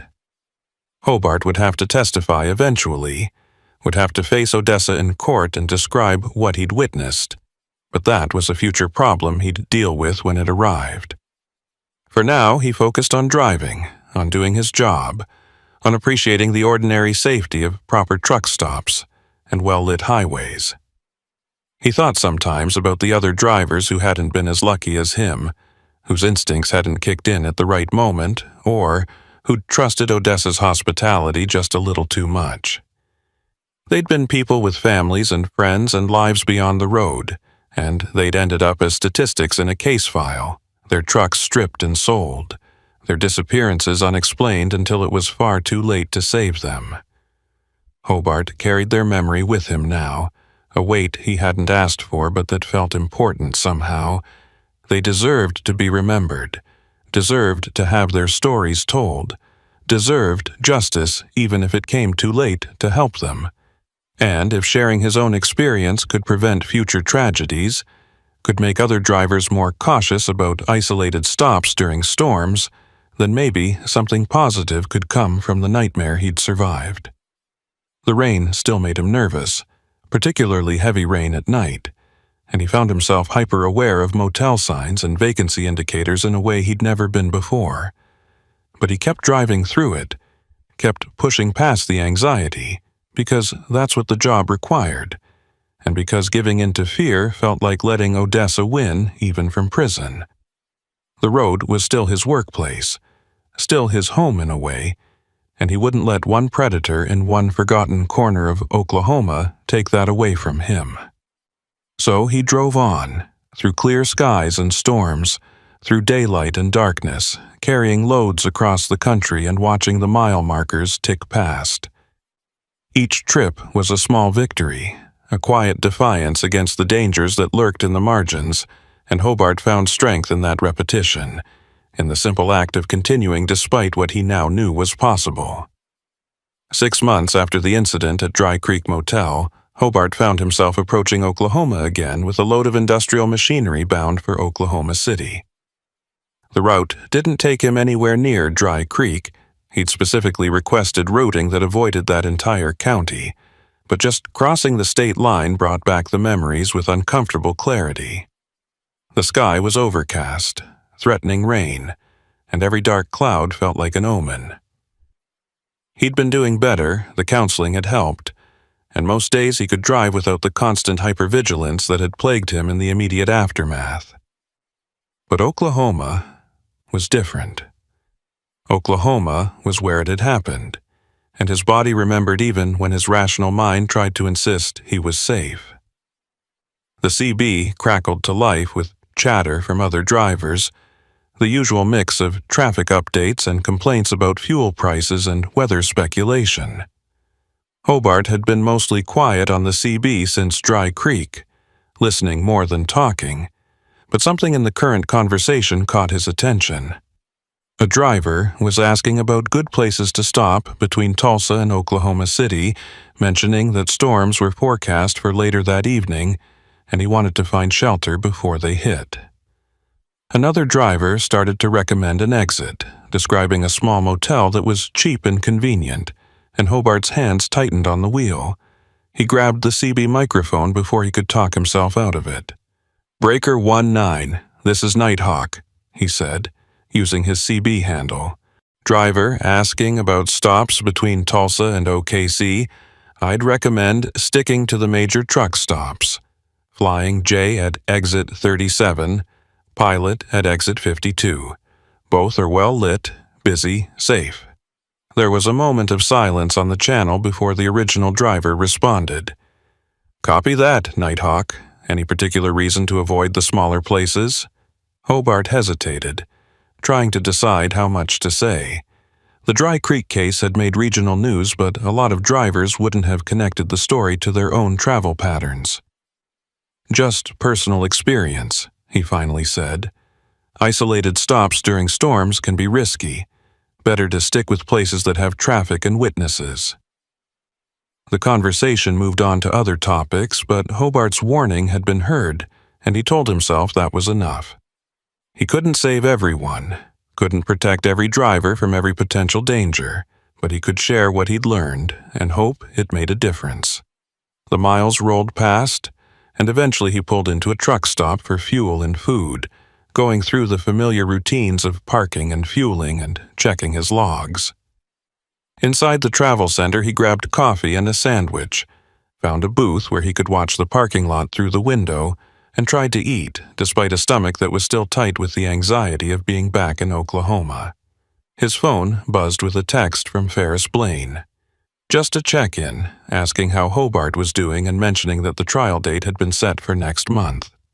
Hobart would need to return to Oklahoma to testify, would need to face Odessa again and describe everything he'd witnessed. The thought made his appetite disappear completely, but he knew it was necessary. Was the price of justice for the victims who hadn't survived. He texted back a brief acknowledgement and put his phone away, trying to focus on finishing his meal. Another driver approached his booth, an older man with a weathered face and the kind of confident bearing that came from decades on the road. "Mind if I sit?" the man asked, gesturing to the empty side of the booth, and Hobart shrugged his acceptance. The man sat down with his own coffee and studied Hobart for a moment before speaking. "Heard you on the CB earlier talking about avoiding isolated stops. You're the Dry Creek guy, aren't you? The one who got away from that motel woman?" Hobart felt his defenses go up immediately, but forced himself to stay calm. "Yeah, that was me. You heard about it?" The older driver nodded slowly. "Whole industry heard about it eventually. Some of the missing drivers were people I knew, guys I'd crossed paths with over the years. What happened there? It's the kind of thing we all worry about, but hope never really happens." They talked for a while, the older driver sharing his own close calls and sketchy situations from years of hauling freight across the country. It was the kind of conversation that Hobart had been avoiding since Dry Creek, not wanting to dwell on the dangers of the profession, but now he found it oddly comforting. The acknowledgement that risk was part of the job, that other drivers understood and had their own strategies for staying safe, made him feel less isolated in his caution. Eventually, the older driver stood to leave, extending a hand. "Name's Cullen, by the way. If you ever need someone to talk to who gets it, you got my handle on the CB. Road veteran." Hobart shook his hand, appreciating the gesture more than he could articulate. "Nighthawk, thanks for understanding." The delivery to Oklahoma City went smoothly, and Hobart found himself with a few hours to kill before his next pickup. He drove past the courthouse where Odessa's trial would take place, an imposing building of red brick and white columns, and wondered what it would be like to sit in a witness box and describe that night. The prosecutor had prepped him over phone calls, walking through likely questions and cross-examination strategies, but Hobart knew that no amount of preparation could fully prepare him for facing the woman who'd tried to make him her next victim. He drove on, not stopping, just getting a sense of the location so it wouldn't be completely unfamiliar when he returned next month. His next load took him northeast through Missouri and into Illinois, familiar territory that felt safer than Oklahoma had. The weather cleared, and Hobart made good time, falling back into the rhythm of driving that had always been his refuge from stress. The road stretched ahead endlessly, and for a while he could almost forget about Dry Creek, could lose himself in the simple mechanics of navigation and traffic management. But then the sun would start to set, and shadows would lengthen, and he'd find himself checking his mirrors more frequently, watching for vehicles that might be following him, seeing threats in innocent situations. The hypervigilance was exhausting, but he couldn't seem to turn it off completely, couldn't quite trust the apparent safety of normal highway travel. A week later, he was back at his home terminal when his dispatcher called him into the office. "Got something unusual," the dispatcher said, pulling out a file folder. "Request came in from the prosecutor's office in Oklahoma. They want to know if you'd be willing to participate in something they're calling a victim impact presentation, basically talking to truck drivers about what happened at Dry Creek, helping educate the industry about the warning signs and how to stay safe." Hobart's first instinct was to refuse, to say he'd done enough by agreeing to testify, but the dispatcher continued before he could speak. "They're putting together a safety program to present at truck stops and industry conferences. Your story combined with some of the other cases could save lives. I told them I'd ask, but that it was completely your choice." Hobart took the folder and spent that evening reading through the proposal. It was comprehensive, a multimedia presentation about predatory behavior targeting truckers, warning signs to watch for, resources for reporting suspicious activity, and survivor testimony to make it personal and immediate.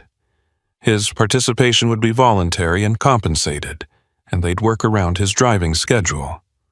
The more he read, the more he realized this was an opportunity to do something meaningful with what had happened to him, to turn his trauma into something that could protect others. By the time he finished reading, he'd made his decision.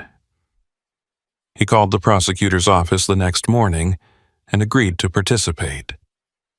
The preparation for the victim impact presentation took several weeks and required Hobart to work closely with law enforcement and victim advocates to develop his story into something educational without being exploitative.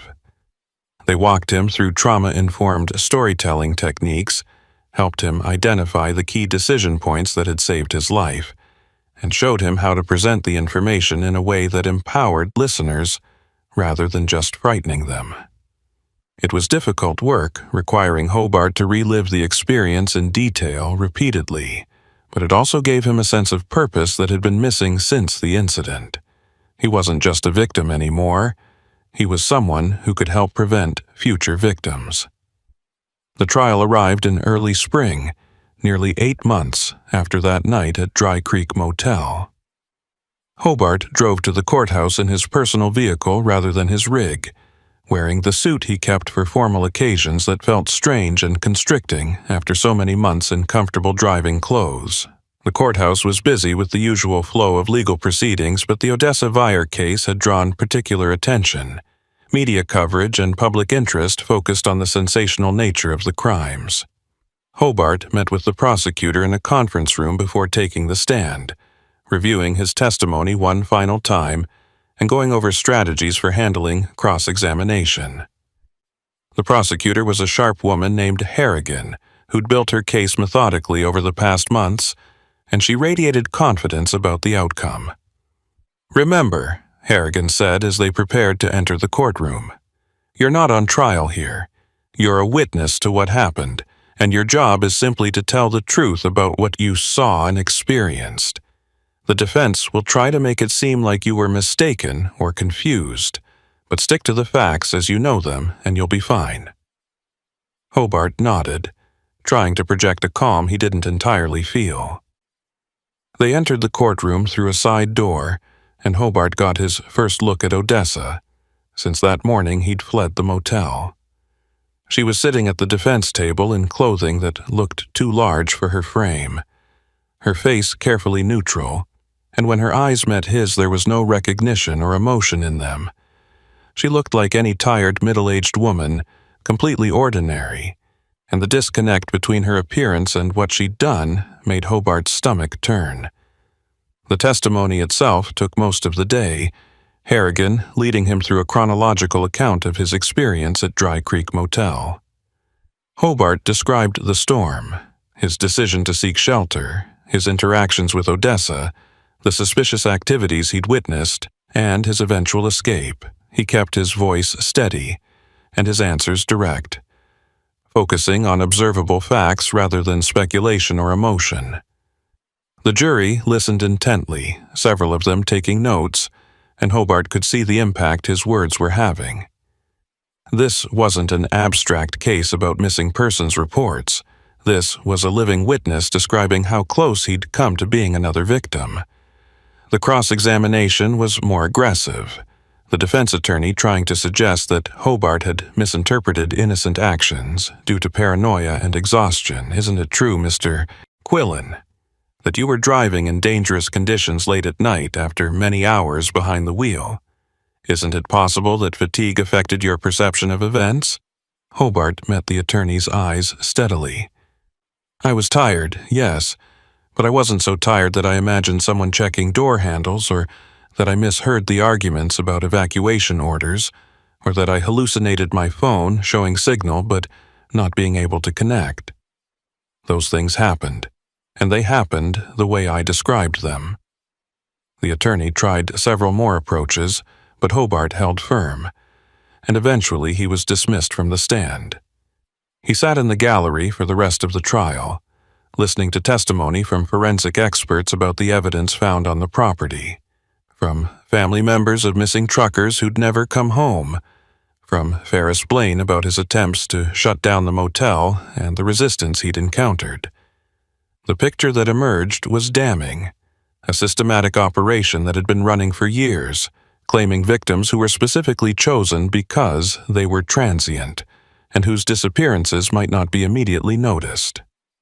Odessa had been calculating and patient, waiting for the right combination of circumstances before acting, and she'd gotten away with it for so long because she'd understood how to exploit the vulnerabilities of her targets. The prosecution rested after 3 days, and the defense put on a briefcase arguing that the evidence was circumstantial, that Odessa had been running a legitimate business that happened to attract troubled people who then disappeared for unrelated reasons. It was a weak argument, and the jury saw through it quickly. Deliberations lasted less than 6 hours before they returned with guilty verdicts on all counts. Multiple counts of first-degree murder, conspiracy, kidnapping, and various other charges that would ensure Odessa spent the rest of her life in prison. Hobart watched as the verdicts were read, and Odessa's expression never changed, remaining blank and unreadable even as her attorney slumped in defeat beside her. After the trial concluded, Hobart met with family members of some of the victims, people who'd been waiting years for answers about what had happened to their loved ones. The conversations were difficult but necessary, and Hobart found himself sharing details about the motel and the operation that helped them understand their relatives' final hours. It was painful work, but it felt important, giving these families a sense of closure that they'd been denied for so long. One woman, whose brother had disappeared 3 years earlier while hauling a load through Oklahoma, hugged Hobart and thanked him for surviving, for being able to tell the story that her brother couldn't. The embrace left him shaken in a way the trial itself hadn't, confronting him with the random chance that had separated his outcome from theirs. The Victim Impact Presentation program launched a month after the trial, with Hobart as one of several speakers who traveled to truck stops and industry events to share their experiences. He found public speaking harder than he'd expected, the vulnerability of standing in front of a room full of fellow drivers and describing his near miss making him feel exposed in ways that testifying in court hadn't. But he also found it rewarding when drivers would approach him afterward with their own stories of suspicious situations they'd encountered, or to thank him for making them more aware of the risks they faced. The program was reaching people, changing behaviors, and Hobart took satisfaction in knowing that his trauma was serving a purpose beyond just his own survival. One evening, after a presentation at a truck stop outside Memphis, an older driver approached Hobart with a weathered logbook in hand. "I wanted to show you something," the driver said, opening the book to reveal decades of entries in fading ink. "I've been driving 42 years, and in that time I've made thousands of decisions about where to stop and when to push through.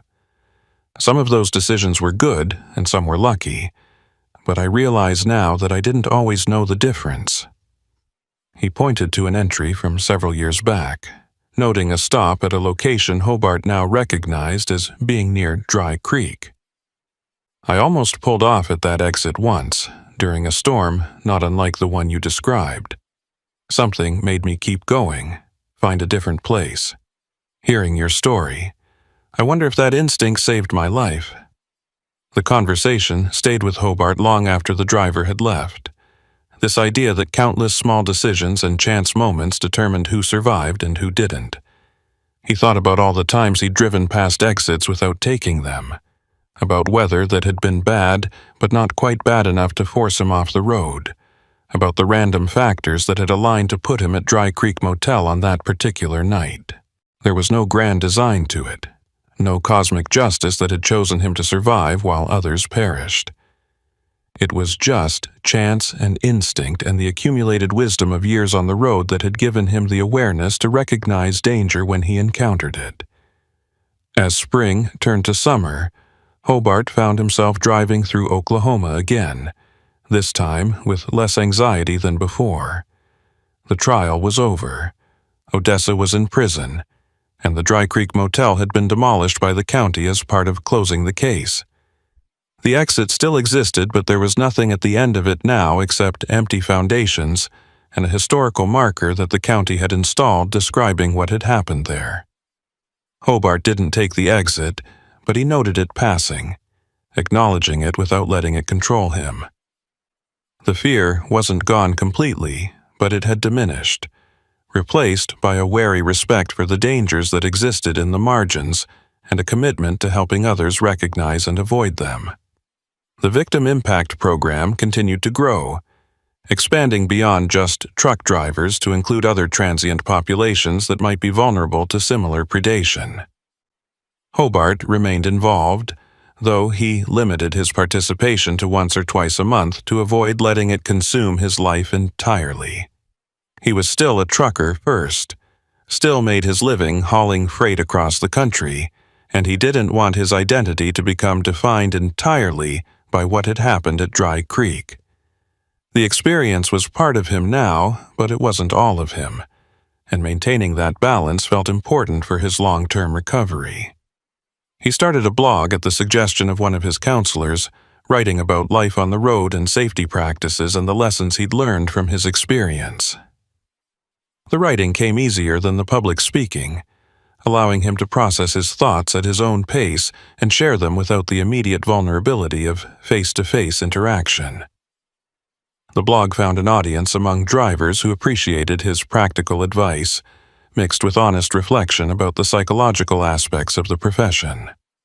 Comments and emails came in regularly, and Hobart found himself building a community of drivers who were willing to talk openly about the risks they faced and the strategies they used to stay safe.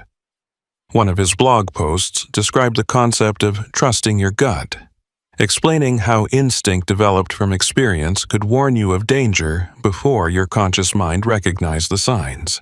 He detailed the small observations that had made him uneasy at Dry Creek, Odessa's odd mannerisms, the too clean detour signs, the phone that showed signal but couldn't connect, and how he'd learned to pay attention to those warning flags rather than dismissing them as paranoia.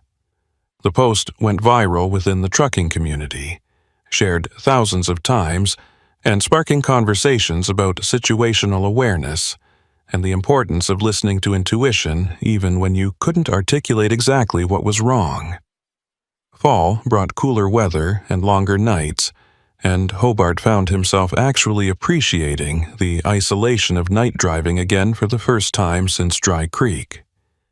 There was something meditative about rolling through darkness with just the highway ahead and your thoughts for company, and he'd missed that aspect of the job during the months when night driving had felt threatening rather than peaceful. He still preferred well-lit truck stops and avoided isolated exits during storms, but the paralyzing fear had faded to manageable caution. He was functioning again, not just surviving, but actually living, and that felt like a victory worth celebrating. The anniversary of that night at Dry Creek Motel arrived in late November, marking a full year since the incident. Hobart was hauling a load through Nebraska when the date registered, and he pulled off at a rest area to sit for a while and reflect.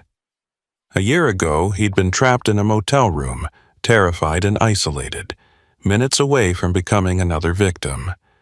Now he was alive and working and helping others stay safe, had turned his trauma into something constructive rather than letting it destroy him.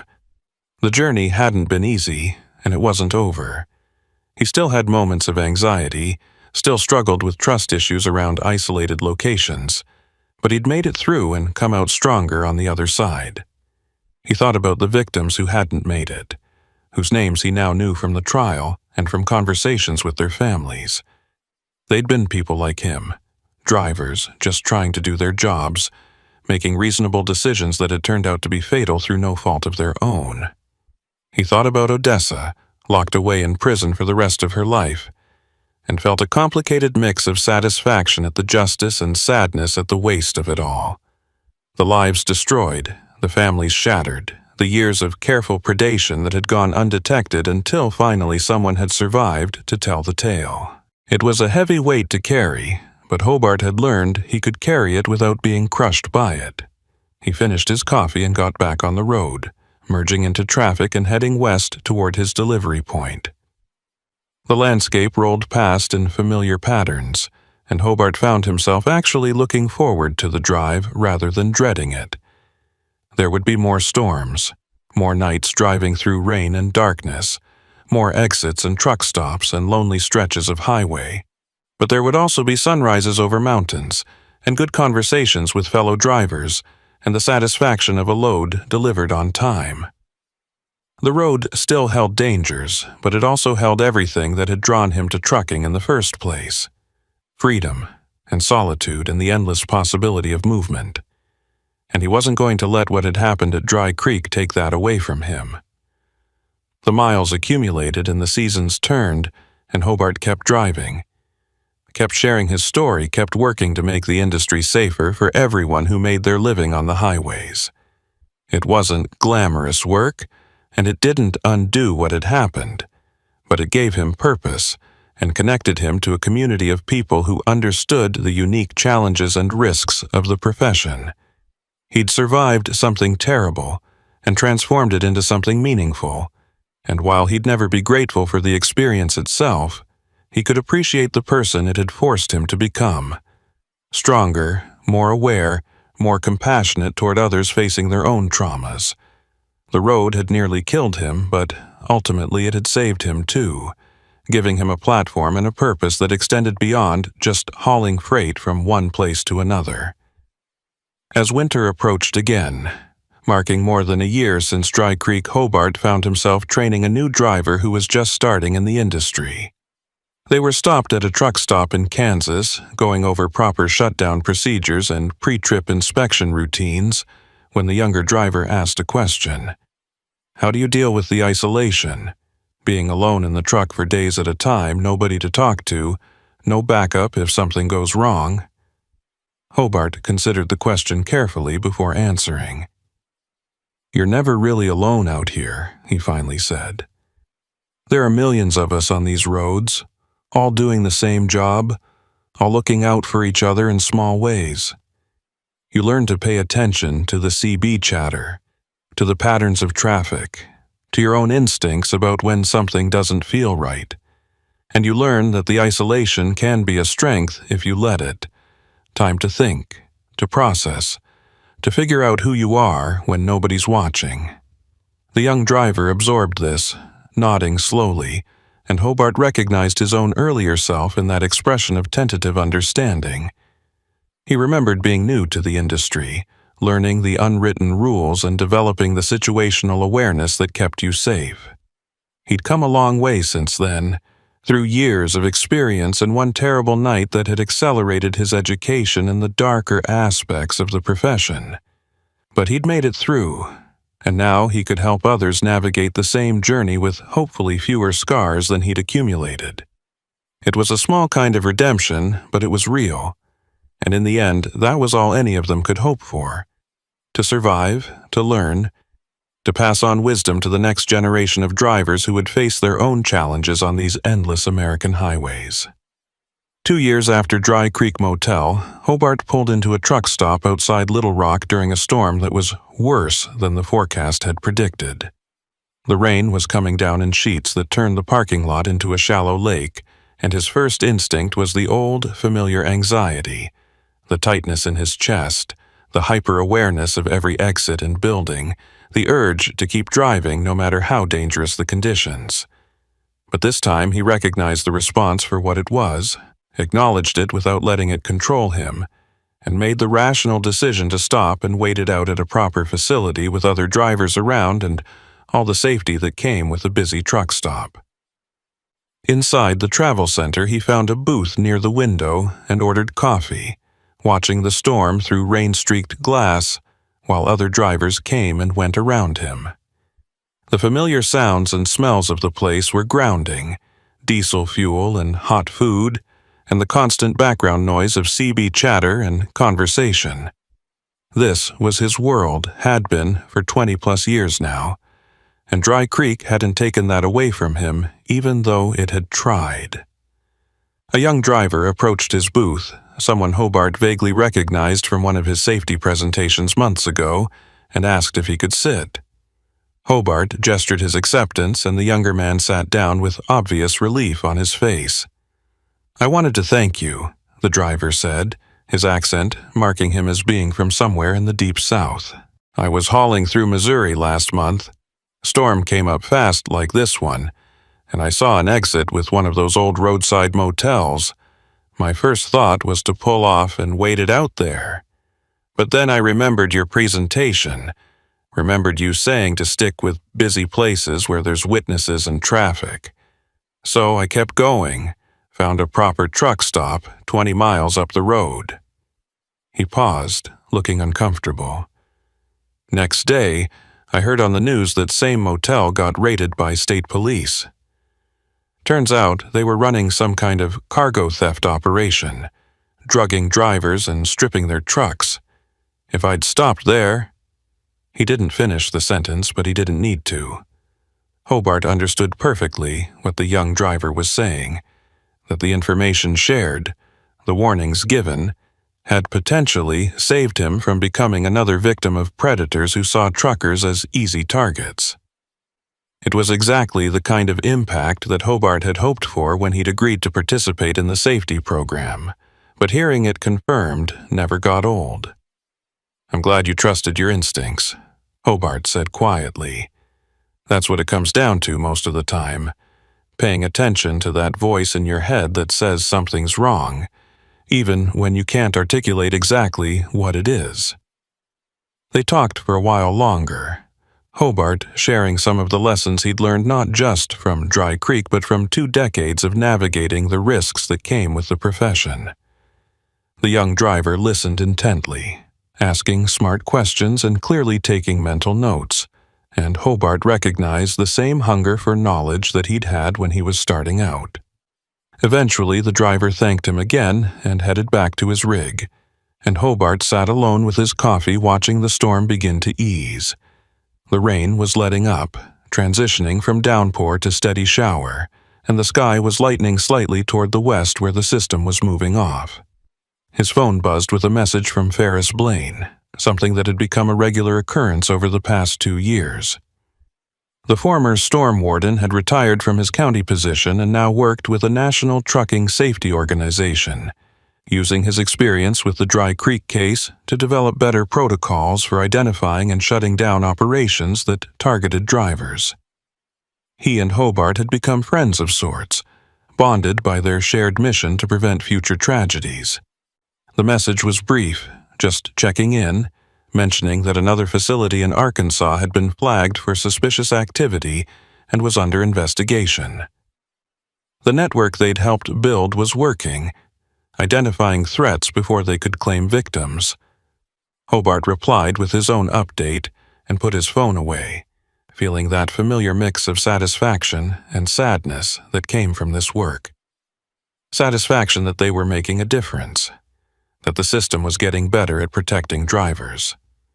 Sadness for all the victims who'd come before the improvements, who'd died or disappeared because the right protocols hadn't been in place. He carried their memory with him always, a responsibility he'd accepted when he'd chosen to turn his survival into advocacy. It was heavy some days, but it was also purposeful, giving meaning to what might otherwise have been just random trauma. The storm finally broke completely as evening approached, the clouds scattering to reveal a sky washed clean and bright. Hobart finished his coffee and headed back to his truck, doing his walk-around inspection by habit, even though the rig had only been parked for a few hours. Everything checked out fine, and he climbed into the cab, settled into the driver's seat that had molded to his shape over thousands of miles, and started the engine. The diesel rumbled to life with its familiar sound, and Hobart felt something in his chest ease, a tension he hadn't realized he'd been carrying finally releasing. He was okay. He was safe. He was still doing the job he loved, despite everything that had tried to stop him. He pulled out of the truck stop and merged back onto the highway, the wet pavement reflecting the taillights of other vehicles in streaks of red. Traffic was light in the post-storm evening, and Hobart made good time, the miles clicking past on his odometer in a steady rhythm that matched his heartbeat. Somewhere ahead was his delivery point, and beyond that another load, and beyond that the endless sequence of jobs that made up a trucker's life. It wasn't glamorous and it wasn't always safe, but it was honest work and it was his work, and he'd earned the right to keep doing it through survival and testimony and the hard work of recovery. He thought about Odessa sometimes, wondered what went through her mind during the long years stretching ahead of her in prison. He didn't waste energy on hatred. That would have meant letting her continue to affect his life in ways he wouldn't allow. But he did think about what had driven her to prey on people who'd only been seeking shelter from storms, and how many years she'd operated before finally being stopped. The justice system had done its job, had locked her away where she couldn't hurt anyone else. But justice didn't bring back the dead or erase the trauma of survivors. It was something, but it wasn't everything, and Hobart had learned to accept that limitation. The highway stretched ahead into darkness, and Hobart drove into it without fear, his headlights cutting through the night in familiar cones of light. Behind him, the storm continued to break apart, the clouds scattering to reveal stars that had been hidden for hours. Above him, the sky opened up vast and indifferent, and somewhere out there, other drivers were making their own journeys, facing their own challenges, surviving their own close calls. He couldn't protect all of them, but he could protect some, could share what he'd learned and hope it made a difference. And maybe that was enough. Maybe survival wasn't just about living through danger, but about what you did with the life you'd been given afterward, how you transformed pain into purpose and trauma into teaching.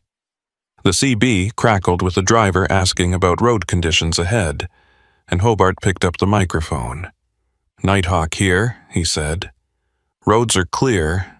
Weather's moving off to the east. It's good driving from here to Memphis if that's where you're headed." The other driver thanked him, and the channel went quiet again, and Hobart set the microphone back in its clip and kept driving.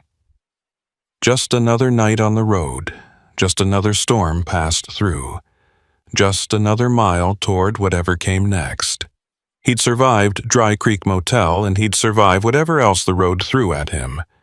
One delivery at a time, 1 mile marker at a time, 1 sunrise at a time. The road went on forever, and so would he. Carrying his scars and his stories and his hard-won wisdom into a future that no longer felt quite so threatening. He was alive, he was working, and he was making a difference. For now, that was more than enough.